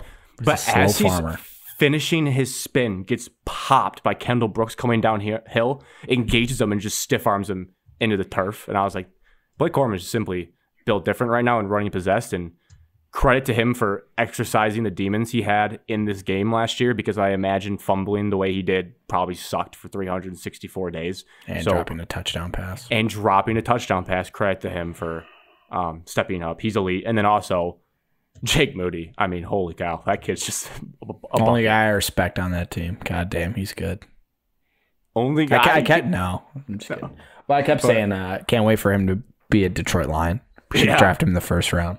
And then, like, all of his kicks are around 30 yards for most of the game, and then he gets that 54-yarder, like, career long. Everything is down the middle. It's not even close to... We can't even, like, get any hope that he might miss it. The 54... Without him, you guys wouldn't be as nearly as good of a team. No, because I also think that contributes to the play calling in the red zone is they get really conservative because they know they get 3 points once they cross the 30. If you had our special teams unit, you probably have, like, 13 points. You don't have 29 because you miss a bunch and we just get the ball back. It would have been a completely different game. It's crazy. And, like, that 54-yard kick was, like, just an absolute butter pitching wedge, like 100 yards out. It was just... beautiful flight, like dead center, drops it right in. I was like, that kid's just on another level of kicking. Stock down, Michigan's receiving core. Stock down, Donovan Edwards. Stock up, Luke Schoonmaker. Yeah. No, our offense corner is incompetent. Doesn't count. I agree with that. Every single time he caught the ball, I was just getting pissed. I was like, God, I did notice Malik Carr missed one block. That was so bad. I was like, oh my God. He can't block. He's not there to block, though. But regardless of the Michigan State tight ends, the Luke Schoonmaker felt like Terrence Williams when Evan just talked Terrence Williams around, and then he drained a couple threes. Bad luck with that. I guess Michigan receivers stock down. They stink. Ronnie Bell's not bad. He is not better than Michigan State's two. And of course, Trey Mosley glue hands drops a pass this game. I mean, everything was going wrong. Was that the one with center still was on him? Oh, he dropped a first down. No, there was one that was a good play by the corner. There was one that he just center still. In a row. He blatantly had a first down. He stepped out of bounds early on that play. Yeah, that was bad. Trey had a bad game. But yeah, no. Michigan receiving core is not good.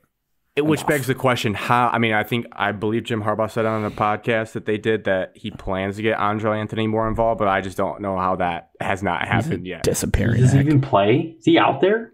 Yeah, he's out there. Once or twice. They put him out there as the lone receiver on like 3 tight end sets. It's also crazy. Must They're suck still just, if he just doesn't play. What I've heard Poor is Jim's an idiot. What I've heard is it's a little no block, no rock, where run blocking, Andrell would rather be running routes. Which does seem like Andrell's a little about himself and not about the team. And Cornelius, I'm just going to guess, though. Cornelius, for his non-explosive as the kid is, he's a really good run blocker. And Jim Harbaugh loves running the football. So then he's like, let's just let Cornelius. But then it's got to be boring to watch just running the ball all the time. Oh, it's kind of sick. I'm not going to lie. I started to love it. A balance would be nice. It's fun. Yeah, of course. And that, I guess we can talk about JJ a little bit. Evan, you made your thoughts clear after the game. I don't know if you welcome back at all. I think it's fair to say there's questions about him winning a big game. But they can, if they do what they did, he's just right now. He's a glorified Cade. That's all he is. He's a mobile Cade. They don't he's let just the him guy do that anything. everybody wanted as their quarterback, and he's servicing the same role that it was last year. He's just faster and can do a little more.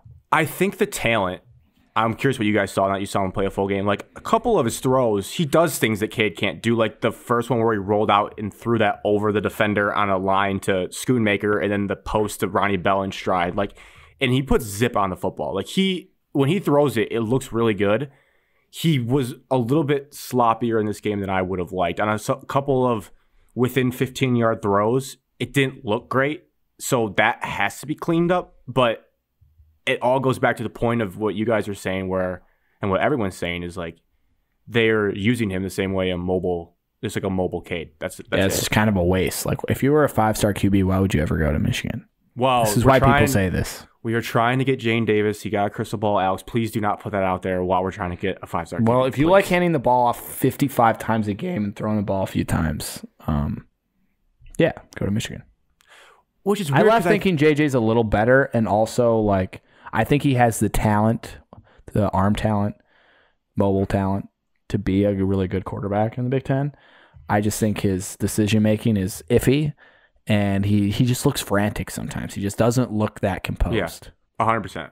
But he's young. He hasn't played that much. I'm sure he'll figure it out. Yeah. This was a big step for him, I think, of recognizing those running lanes because he hadn't done that a ton in previous games. And I appreciate him like realizing no one's open because they can't create separation sometimes.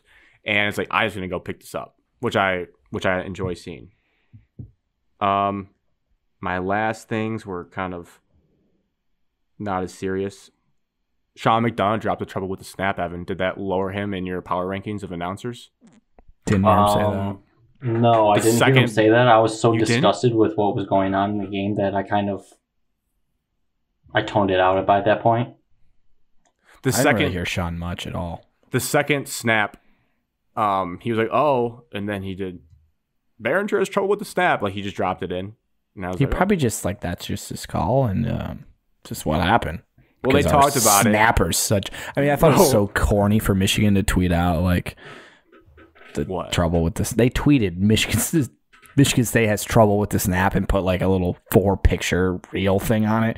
It's just so dumb corny? Because the moment of that game was nowhere even close to the same as what was happening when the first one happened. Yeah, and you can tell he's just bitter about it. It's just so stupid. Just take your win and just shut your mouth. You sound like an that old program man. Just talks so much shit. Oh, there's not the real feelings.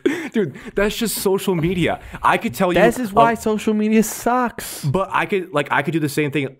If you don't think I was a psycho after last year's game, depressed, down in my 10 p.m. at night, laying in my bed on my phone on Monday night still, looking at Jane Reed's post of just clowning DJ Turner in the end zone. Players should clown. Right. But in social media accounts do too. That's just what they do. That's social media. So I was just like they could have came up with something better than that. I thought that was corny. He said it on the broadcast. If he didn't say it, then it's reaching. But no, I didn't know he said it until you just said that. So I guess that makes more sense. Also, Sean McDonough needs a better partner. Todd Blackledge got a lot of things wrong in this game, and now he talked about Penn State a couple times for no reason. He couldn't pronounce names right. I'm like, man, get Sean some better partner. Shout out Jaden Mangum for returning from death and playing in this football game. I didn't even know that. Shout out to him for doing that. Yeah. I talked about Jesse Minter a little bit. I'm very happy with him as a defensive coordinator thus far this year. We'll see when he gets tested against Ohio State. But so far, he's passing tests, and I think he had a better game plan this game than even they had in last year. He didn't have to play against Kenneth Walker. Not really the same. True, but remember no one stops him, not even NFL defensive coordinators. They did. Remember the last year, we just couldn't get on the field and sub like 5 times. This year it happened once, and it was on the Keon touchdown, but it got quickly corrected and was nipped in the bud. And also, you see the difference between Don Brown in 2020, stubbornly leaving guys on islands. We would have done that all game if Brown was still at DC. I was like, oh my God, this is Don Brown 2.0. But no, he woke up. He's like, you know what? I'm going to put Rodmore over the top, and I'm going to put him over the top and trust DJ to do his thing. And it's like, yeah, maybe that's just common sense. But Don Brown lost his job because he didn't adjust for Rocky Lombardi. I wish Don Brown was still there. Last thing, this is honest as a friend question, guys. And I'm curious. I went through Brady Hoke. I'm not comparing it fully, but it gives off similar energy when like 3 penalties happen in a row and the whole sideline's chopping. Yeah, we saw your chop on that's what pissed me off. Pissed me off too. I knew it had to. I was like, you're just like guys, a loser. You just like we agreed we didn't need to do any Twitter come stuff. On, Evan. First thing you tweet up. Last year, Evan took a jab in one of them for basketball. It's rivalry banter. But I'm more saying it because I want to call attention to it because like the chopping sucks when you're losing. Probably did deserve it. No, you're winning shit at Michigan.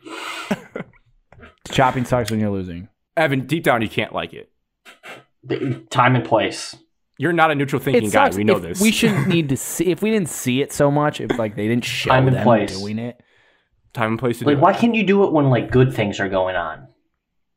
Like, why is it always the negative? After a touchdown, like we're battling, not like we look like idiots on the first drive. We just got a 15-yard penalty. We just got a full start on offense. We just got a delay game on punting. And it's like everyone now, like the training staff. They did it last year.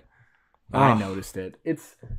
I'm cool with it because it's his philosophy and he clearly believes in it, and the players and staff buy into it, and they don't give a shit what you or I say about it. But yeah, it's not fun to be like our guys look like clowns on the sideline when we're doing dumb shit, and then you just look stupid. If I was ever in Mel Tucker's trust tree and he was like, Grant, anything you change? No, I'm saying hypothetically, if you're in the circle of trust and he's like, thoughts, I'd say, Mel, it's a bad optic look. Same with Dan Campbell with your hat.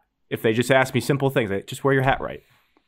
Mel, don't chop after penalties. It is not Brady Hoke-esque with... No, it's not the same. When we head coach wore a hat. At least Mel Tucker wears a headset, so he knows what's going on. 100%. Not in the last 5 minutes of the game. I think he yeeted it at somebody. But Mel was hot in the beginning of the game, angry-wise. I had not seen him like that in a while. I only tried to touch his head. Proud of me, I only dropped one obscenity at my TV at him, and it was during that time. It was just like it was more of Grant, like, the spot on 3rd down was disgusting, and then the spot on 4th down was disgusting. So then, both ways. I thought initially with you on 3rd down. I was like, he clearly got it. What are they doing? I watched it back. I watched it back. I don't think it's as clear as it looked. I think his knee may have been down behind the offensive lineman. Wasn't 3 yards, 2 yards short what they marked him. Where it cuts off, where you can't really see, he might have been down. We didn't have the right angle. But it doesn't matter. He should have challenged it. Out like this. But that's no one's fault. But challenge it. You have to challenge it if you're that strongly about it. Yeah, and then of course, it goes to the next one where you get a gift because the guy who's doing the spot was like, "Oh my god, I messed up 3rd down so bad. Now I got to make this 4th down look better." And then of course, of course, they review it, and then yes, he was clearly short. So I'm not mad that he was short on 4th down. It's just like, get it together. No wonder Mel was furious. Yeah, Mel needs a review guy, and Mel needs a timeout guy. Every coach does. We've learned that. Or we have review guys, and they suck at their job. Maybe. Common theme with that coaching staff. What do you say? The leader of that staff, Evan. He's choosing these people. You can fire him too. He will. Maybe. Caden Hauser is a Jay Johnson recruit. That's the one problem. Well, there's always a casualty to the. Casualty, Evan. You can't kill anybody. I'm not saying he's gonna get killed. I'm saying, but like to get rid of Caden Hauser, we need a quarterback. Scrambling some eggs. Noah Kim. Noah Kim is not losing the job to Caden Hauser if Peyton leaves and everyone's back next year. That's my hot take. Peyton's coming back, so it doesn't even matter. Peyton's going to Western, play for Jeff. I'm curious to see your guys' thoughts if Peyton comes back next year. That's I'll be so happy. It's going to be a pretty divided fan base if it isn't already. I will be happy. I don't know how I'll feel. We'll get there when we get there.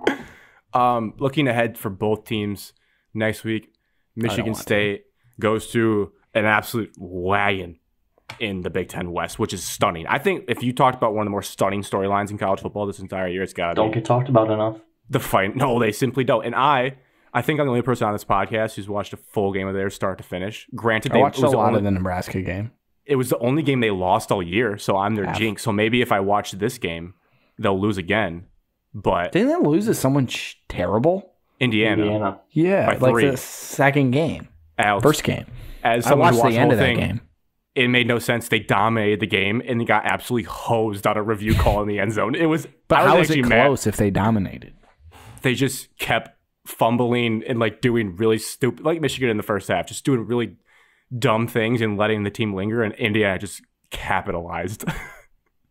Michigan State's going to win. The spread is minus 16.5. Illinois. Before Windman was suspended. It's still that right now. Wow. On FanDuel. Get the line now if you think that's going to move a lot. Over under 41.5 points. We know Matt Millen is on the announcing call because we talked about it, but can you guess who's the play-by-play announcer? BTN. Mike Hall.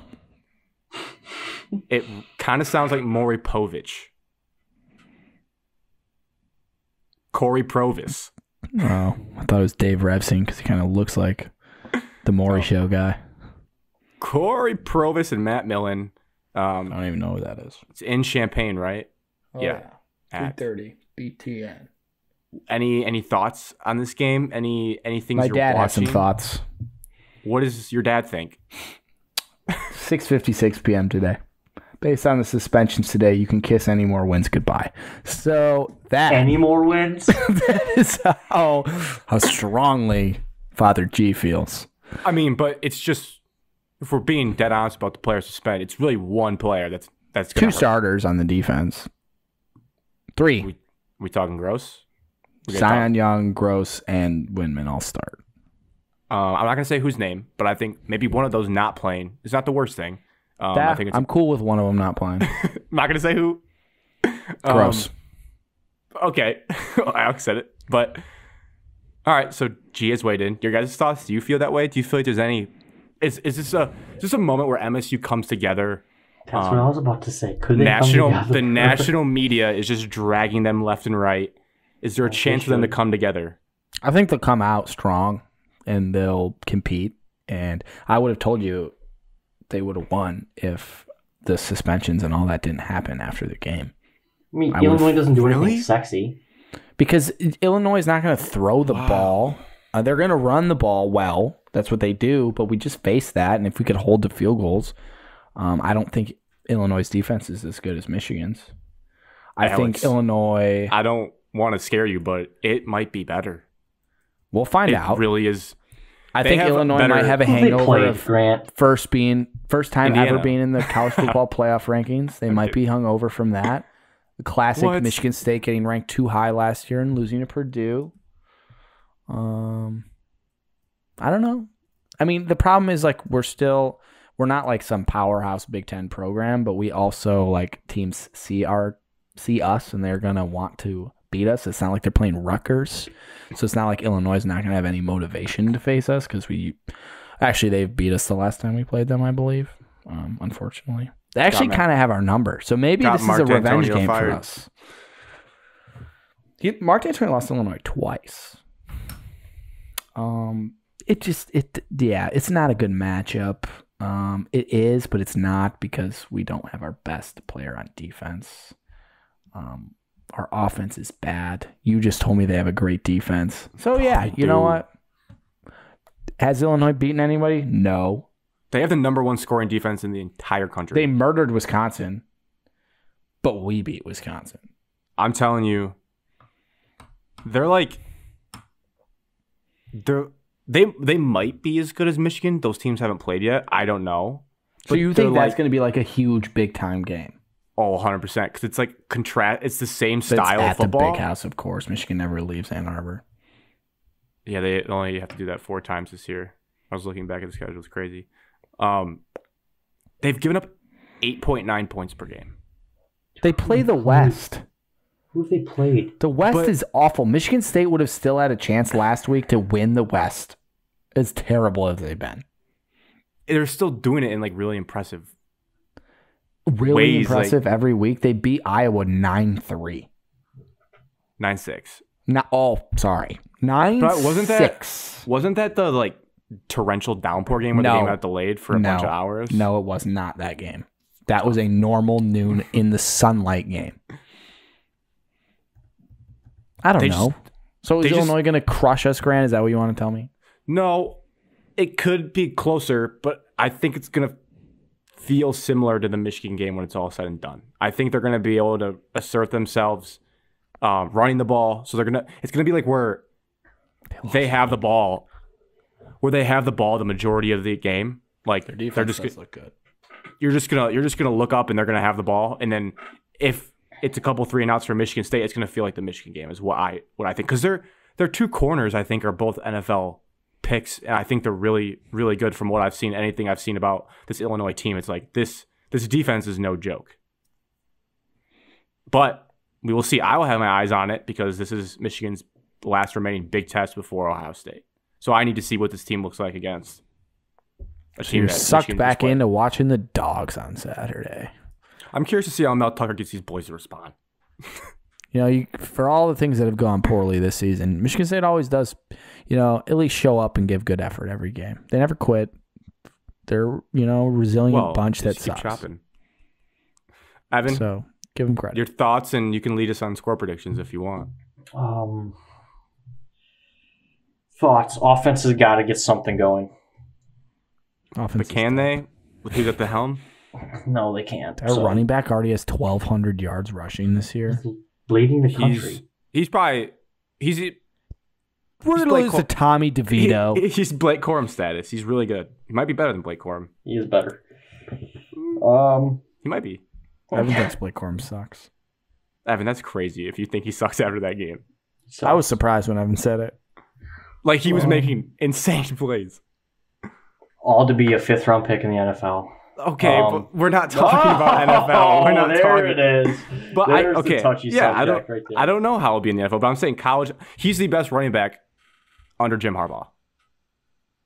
This last game cemented it. No, he is. Who would be better? Haskins could be better because he had one good year. Haskins had one good year. Haskins had multiple. I have years. Michigan State. God, are we gonna score? I'm looking at these scores. It doesn't look like we're gonna score any points in this game. They don't play anybody good, Alex. They haven't played a ranked opponent. Don't talk shit to me. Talk shit to Grant. I'm not talking shit. They played Chattanooga. They played Virginia. Virginia's like 3-5. So are we. We're 3-5. That was a great realization. Yeah, but we're fighting for 7-5. Yeah. It starts on Saturday. Not according to Garrett. I just want 6 wins. We need extra practice. You better accept 5-7. Go into the Quick Lane Bowl. I'll see you there. If we make the bowl game at 5-7, I'm cool with it. I can't believe we're at this point. Michigan State. When I said 10-2.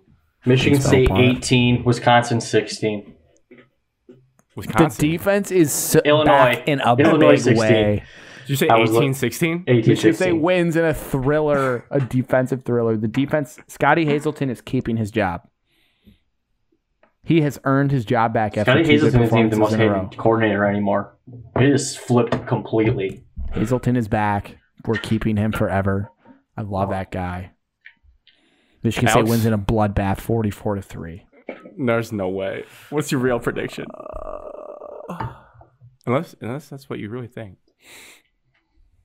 27 for the winning team and 17 for the losing team. What are you saying? 27-17, winning team and losing team. Okay, who wins? Haven't decided yet. I'll go after you go. I think Illinois is having a heck of a year. I think they're really physical.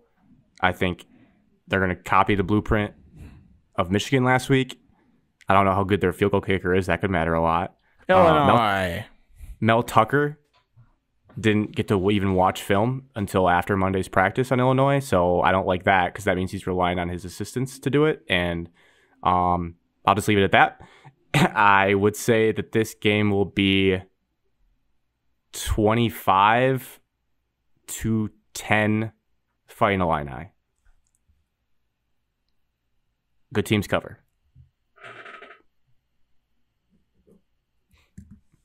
All right.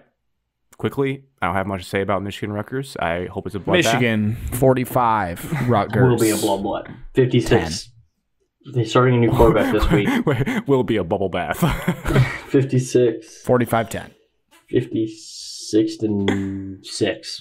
Did you say there's going to be a new quarterback for Rutgers, Evan? Yep, starting a new quarterback this week. I don't know if I love that. He played a little bit last week. That kind of makes me think, like, what if they get some crazy They're mojo? terrible, dude. Just I don't even see the spread on FanDuel. 95.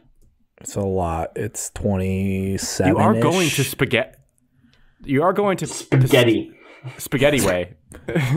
We can't talk about it. Piscataway. We are going to Piscataway. Jim Harbaugh almost lost his job last time he was in Piscataway. But Cade McNamara gave a riveting halftime speech or post-game speech saying, "What if we went out and led the boys to a gritty overtime win that they stormed the field in?" That's how low this program was just 2 years ago. See, a lot can change, guys. A lot can change. 26 is the spread. I think Over under Michigan's 45.5. I think Michigan's sleepwalking a little bit in this game. I mean, I'm not going to sugarcoat it. It is 6:30, or 7:30 for Rutgers time. I think it's kind of weird. Be 7 people at that game. Blackout probably. Like 7 Clothing students. and drunk. Let's go. It doesn't make him a bad person. For 38-7. 38-7 Michigan. Fair. Cover. The Detroit Lions. Cover. Gross. The last topic. Oh, God. We're not getting to the Pistons Red Wings, I don't think, unless someone's really dying to get a takeoff. But No. Lions. Let's start with the trade. They dealt TJ Hockenson today to the Minnesota Vikings. Did I say, Your Evan, to thoughts? you and Hunter that I thought the Vikings could be an option when we were going through the teams? Shout out Hunter. He was right. We were able to get more than I thought for him. I don't remember. But it took I think I said the Vikings, and then we all agreed there's no way we trade him interdivision. But there you go. We did. And we got a good haul for him. And I have been a TJ Hockenson hater, so second round pick. A good haul for him? I don't think it's a good haul. Second round pick for a tight end, not terrible. I'm cool with it. Now we can use all our extra picks if we don't get number 1 and move up to number 1 and take whoever we want. We're getting number 1. Yeah, probably. But if just in case, it's good assurance. I'll be honest. I don't have time to do research of the top tight end trades in history, so I don't really know what they go for. I don't know. I just know that sounds. Oh, I just saw good. this. Okay, one sec. Tony Gonzalez got traded at one point in his career. Probably was 45 when he got traded. The Kansas City Chiefs traded when they traded him to the Falcons. He still had a couple good years for the Falcons, right? He was all right. The Falcons sent a second round pick to Kansas City for Gonzalez. So we got a second and a third. Gave up 2 fourths. But this is kind of probably not what most football people would say, but this is just guy talking ball. I don't really care about 4th round picks. I know they're kind of good sometimes, but when I see the second and the third, oh damn it. Malcolm in the 5th. We'll just pick him in the third. We'll just pick him in the 3rd round. So I think if you look at that, I didn't know that. Tony Gonzalez is better than TJ Hockenson, full stop. So pretty good haul, I'd say. And, like, he's going to walk in free agency because you're not going to pay him. So you might as well capitalize and get something for him. I mean, that's pretty good. Why are we giving up the 2 picks? And, like, you already gave up a player. Yeah. Why do we have to give up 2 4th-round picks? Because that player could leave for nothing. That's why. Well, that's your price you're willing to pay. You are going all in this year. Like, I'd be a terrible negotiator. It's a great self-awareness. Thought process you just had. Should have traded Swift. It's kind of I don't disagree. It's kind of lame to say it's like a win-win, seeing that it gets overused, but I don't really have a spicy take. I think it makes sense for the team that got Hockenson. I think it makes sense for the Lions. You are 1-6. You are the worst team in the entire NFL. What are you going to do? Like, I saw I think more beat reporters just being frustrated. I can't imagine covering this team. I would be like so depressed. I mean, we kind of do, but we do it in a fun way. But like people that actually, like Colton Pouncey has to actually give real knowledge about this team. I don't think I can do it. People read this? Like, do people care anymore? I think they get good numbers. I think people do. But they're like, how many times can we trade a cornerstone piece? I mean, until you start being good, you're going to keep doing it. Like, I don't think TJ Hockenson is the cornerstone piece to die on. He was not a cornerstone piece to me, really, after this career. He hasn't even had... Who won the Super Bowl last year? He hasn't had more than 800 yards. Who won the Super Bowl?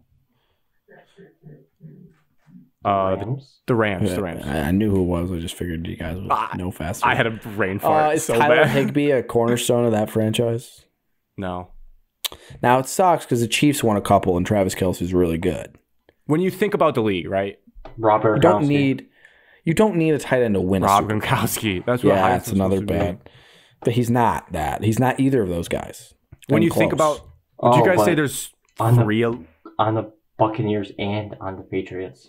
Oh, well, yeah, no, but is TJ Hockenson even remotely Gronk? No. He's probably closer to Tyler Higbee. Would you say there's 3 elite tight ends in the league? There's a tier of Kelce, 3 and then the rest is... Andrews. Kittle? Would you say Kittle? He's reemerging, yeah.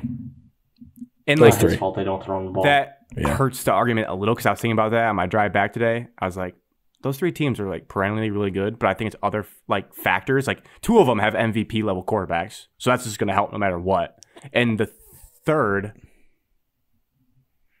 Evan, Lamar. Well, he won an MVP. I was thinking about who the quarterbacks were. I was trying to piece it together. I'm not disagreeing with you. I just thought you were about to let out a Lamar. He's about to be the Lions quarterback next year, so I have to get on board with him. Trying in that direction. Awesome. Will Anderson and Lamar Jackson. Is it really? Oh yeah, there's serious buzz. He says he wants to play for signed Detroit. With the Ravens. No, he did not say that. He listed 3 teams. Yes, he did. Lions, Dolphins, and somebody else. I couldn't remember the third. You can't go to the Dolphins. They can't have everybody. They already have a QB. Welcome. We'll take Tua. I've said some mean things about him, but I'll take him. Would we? We carved up our... He kind of just has Jalen Waddle and Tyreek Hill. Like, I could be good with those guys. No, but we had to pay Lamar $300 million. Done. You know how long 4 cars have been produced? First round pick, and then you got to pay him 5 years later. You got to pay him the same amount if they're good. But I guess my point being to wrap up that point was the Chiefs and Ravens have MVP level quarterbacks, so you can't say the tight end is the make or break. And then the 49ers have so much depth on defense as well that like if we had a good defense and we needed everything to be perfect around Jared Goff and we thought we had a chance to make a run, re-sign him. But we don't have a great defense at all. We have legitimately one of the worst defenses in the entire league. So you're not going to fork over a bunch of money to take away from defensive talent to keep a tight end, which is not a premier position in the NFL. Those tight ends are also way better than TJ Hockenson. Way better. Way better. Yeah. So I would trade a first-round pick for Travis Kelce at the age of 30. Wow. Maybe not, but I would think about it. Well, we got 4 of them in the next 2 years. Yeah, we need all of those. Do we? No. We have 2. 2 this year. 2 seconds this year. Oh, no, we traded our second this year. No. Did we? In the Jameson trade. No. And then we just got it back. I don't know. I don't know. We got a lot of picks. We got a lot of problems, so we got a lot of picks. We've been hitting on every pick pretty easily, though. Like, everybody's good that we draft. The biggest thing I want to say about the Dolphins game... Oh, he said something. Actually, we have 2 seconds. We have our own. Oh, perfect. We kept it. So we have 4 second-round picks in the next 2 years. What could go wrong? And 2 first rounds this year. No, we only have 1 second next year. Oh, so we did trade it, and we got it back. No, we have in 2 years from now. I'm sorry. We're already at the draft in my brain. It's already 2023. Yeah. Right. 2023, we have 2 picks in the first and second. Oh, 4 picks beautiful. in the top, likely 60. This is my biggest problem with this game, the Dolphins game. For those that care and still want to just hear anything about it, we had 19 rush attempts in this game. How many pass attempts do you think we had? 50. No, Alex, you overshot it. 37. We had 37 pass attempts. And when you think about this game flow, we were never getting blown out. There's literally no We're winning by 14 when the first time I tuned in. Thank you, Alex. You paid attention. There's no reason to throw that much. What is the identity of this team that we've been talked about? We've been told it's our offensive line and it's running the football. And it's not like we stunk. Jamal Williams had only 10 carries in this football game for 53 yards. Quick math, 5.3 per carry. 2 tutties. Dog. He was playing well. He was bouncing back from his fumble. He was hitting the holes hard. He looked like he had burst. Now, it was also because DeAndre Swift was limping around, so Williams looked even better in comparison. And then you have DeAndre Swift ever going to be healthy? And then we're just spelling with Craig Reynolds. Not to be mean to Craig Reynolds, I love his story, but just too much of him on the NFL football field. Just can't happen. Poor Craig taking ricochet shots. What are we doing? I mean, the offense didn't play bad, but that's just things we're overthinking ourselves. I mean, they scored almost 30 points. Second half really bad. No, you're right, Evan. It's unacceptable to have inconsistency of that game. Why are you throwing 37 times and rushing 19 when you're getting 5 yards per carry with your lead back? That makes no sense. Especially when you're not losing. Deep dog. Yeah, that happened again. I don't get it. Another guy, Doghouse, Warrior. Whew, my God. There's one play. I don't know if I should clip it. I don't know if anyone has. He's lined up off sides? No, an effort he tried to make on a tackle. Where, if you're the dumb mistakes, if you just get beat, if you get mossed by A.J. Brown or outran by Tyreek Hill, I can look past that. I'm going to be like, yeah, I wish you were better, but I get it. It's Tyreek Hill. It's A.J. Brown.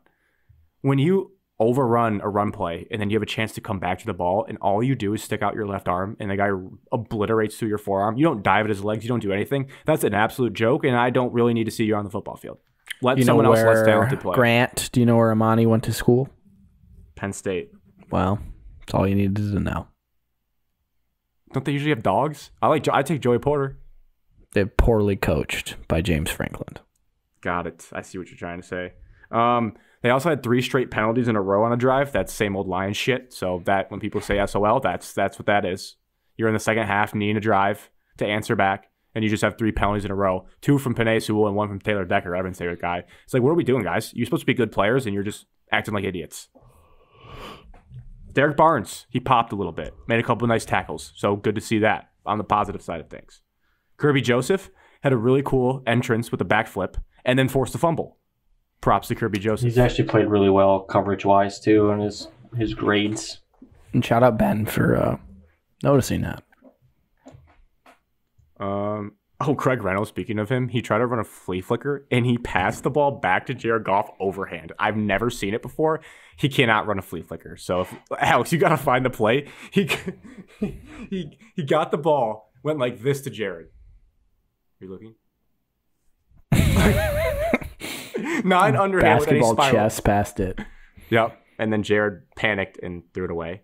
We ran a fake punt. That was cool. It was very well executed. So shout out to special teams. I saw that. That was very good. And that was something they should look at that special teams direction. That's something they saw on film because it was very clear they had a numbers advantage. So good stuff there. Josh Reynolds dropped the ball. He didn't play a great game. And then the big thing was third down defense, which goes into Aubrey Pleasant, which we'll touch on next. I wrote this down on third down conversions. All of these were conversions. 3rd and 13, 3rd and 6, check. 3rd and 6, check again. 3rd and 6, converted again. 3rd and 8. And every time it just seemed like they'd find a nice little gap between our linebackers, who, shout out to Malcolm for being a good run stopper. He's not great in pass coverage, which you're not going to be a perfect player. He's short, and he's not the fastest guy in coverage, but he tries his hardest. But there's too much of a gap between him and our safeties. And they're just no communication. They just found that gap the entire game that I saw. And it's like, how does that not get corrected at any point? And when things like that happen, and you're 1 and 6, and everyone's looking what's going on, that's how Aubrey Pleasant gets fired. So I don't know your guys' thoughts on the Aubrey Pleasant firing. I don't think it's going to change much, really. I think he was just the scapegoat for this season. I think it's a scapegoat, dude. 2, I think it's somebody just, you gotta get rid of somebody, and what's the biggest, easiest thing to solve is just look at the secondary and how they performed in pass coverage. And now maybe it is a reasonable firing. Maybe he was trying to do something else or whatnot, but doesn't mean anything. The talent's still not there to produce anyway, so it's really that big of a deal. You haven't had Tracy Walker all year, so. Yeah, I agree with Evan. I'm really tired of on 3rd downs when this defense, with the talent it has, what our coach does, where he lines like 8 guys along the line of scrimmage of like who's going to blitz, and they're all standing up. Can't and then show the same look in NFL. 100%. Are you sure, Evan? Come on. Even worse is like you're asking guys like then Anzalone and Malcolm Rodriguez, who already aren't great coverage guys, to sprint back at a 45-degree angle to get underneath a Tyreek Hill and Jalen Waddle route.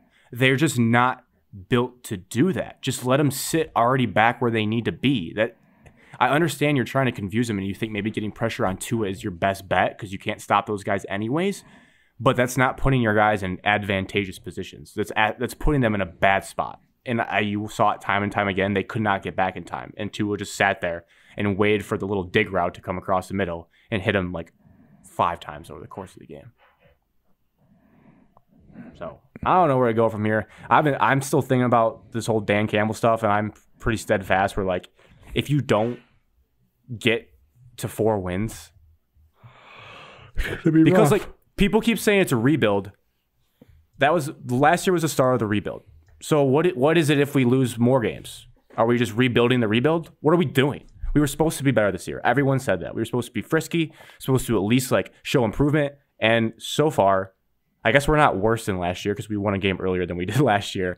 But if we don't get to like 4 wins, there's serious questions because then it's not a rebuild. You're rebuilding the rebuild. And that's just a laughable thing to do. Pathetic. Doesn't mean We suck. We suck.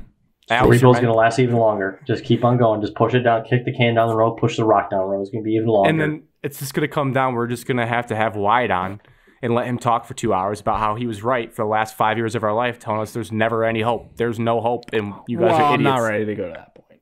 There is no hope, Alex. It's just a vicious cycle. Guy comes in, has to rebuild, tries to bring his own culture, try to get his own guys. They can't do it in a certain amount of time. You fire him, bring in a new guy, bring in a new GM. They try to do the same thing. Nope. Thanks. The only thing that I have hope of right now is I like Brad Holmes still. I'm a fan of Brad Holmes still. I like Brad. Alex, before we close out, your mental state, you had an eerily similar text to Evan in the group chat that you seemed like you were at an all-time low. I just want to check in as a friend when it comes to sports. Well, part of the reason deleting Twitter is like I don't need to know what's happening in sports as much anymore because my teams all suck. Except Michigan State basketball, which hasn't started officially yet. So maybe I'll be back on the Twitter sphere for the Gonzaga game. They look like a wagon. Not really. They didn't look very good. But yeah, no, it's Tigers are dead to me. The Lions, they're a joke. They have been my whole life. Somehow I find hope every year. Maybe I won't next year. We'll see. Pistons, you guys already declared the season over last week. Yeah, I'm sorry if you thought that was too aggressive. Your take, I think you stand by your takes, but it got people hurt. Dude. That made me laugh. And I agree with you, so I was comfortable posting it. I was so funny. Oh God, Alex, you're texting to the I like ignored it. Not now, buddy. I don't know with like the new updates, like it doesn't just come in of like what the tweet is. You have to like click on the link and then it will load and then it goes to Twitter. But yes, I was like, dude, are you aware of what just happened like the last like 3 hours? Like, buddy, are you on Twitter? Like, do you follow any Michigan-related accounts whatsoever? Yeah. For context, it was like in the middle of Saturday night. Like everyone's in a fever pitch in the group chat. The feud. And this guy's like, "Yeah, man." I don't know. Quote tweets it like, "We can't let these guys back on the bandwagon if they already like they're giving up already." And I'll try to explain to leaving without you. It's like, Brandon, we are the most invested. It hurts us, but we just call it like we see it. We're not making the playing game, so the season is over. You can talk about moral victories and growth, but they beat the Warriors after that. They beat the Warriors. they saw the graphic. Is there any? You guys have any advice for me with? I'm going to try to do what Alex did. I'm not going to delete Twitter because I'm still going to tweet off the account. My goal is just to be one of those guys. You log on, say what you need to say, log off. I'm not going to linger as best I can. I'm not going to be looking. So does that mean I just start getting my news from like the Athletic, I was wondering how I should YouTube get my press news. conferences? Struggling. I'm realizing that like all my friends are going to text me about anything relatively important. So you're still going to get it. I start reading ESPN. Is that why I go? I get Athletic notifications about stuff. The Score app, they give me notifications when things happen. Yeah, I mean, there's definitely other ways. Lou was telling me that he just Google Newses it every morning. So maybe I'll just do that. The problem is like so many of these Instagram. You can still have Instagram. Like I was trying to go verify the whole Jamon Green going to meet his dad stuff on the Detroit News, but like everything's a subscription now, and I don't want to buy subscriptions to all these places. So yeah, and I also really wanted to see Dave Portnoy's reaction to Tottenham's victory today, so I did go through my browser, not log into Twitter, and just watch his video because it was funny. Like, there's stuff I still need to see that, like that. Yeah, it's just funny. I think that's funny. Yeah. But, yeah, you don't need it, though. No, I need to get out of the habit of, like, going to our Michigan and Michigan State list and just refreshing to see if anything new has come up. I don't need to see that anymore. The one thing I will miss is, like, when people do, like, nice statistical dives of, like, PFF or, like, they do a film breakdown. I like watching... But I can just search Dan Orlovsky Twitter. I don't need to go on myself. Like you said, Alex, just go to the browser, type in. Yeah, you can just look up someone's Twitter, go through it for a few minutes, and then boom. I mean, my screen time is down 59% the last 2 days, just solely from Twitter. So, yeah. Beautiful. Highly recommend. All right. That's your show. That's show 95. I also thought there's a little mojo with us when it comes to curses of like we start this podcast, right? The first year we do it, it's the absolute biggest game in the rivalry's history, undefeated, top 10 matchup, and then we have a thing with Jawan, which has never happened really in college basketball with one of our teams, and then we have this. So I don't know if we're necessarily good. I don't know what's going on with this little voodoo curse. Won the Pistons lottery live on podcast. Yeah, but like just weird stuff's been happening. It has been. Like, when you talk about Michigan State, the two most memorable games, good and bad, have happened in the last 2 years. Trouble with maybe that's... Yeah, okay. Great point. Oh, man, if we had a podcast back then, that would have been a dark, dark day for me. All right, but as a lesson to all Michigan State people, you can still be friends, okay? You don't have to see eye to eye. You can still be friends. Maybe. Oh, cheers to episode 95. Cheers. Cheers. To going to Ford Field on Sunday with my friends. To No Nut November. Wow. No Shave November.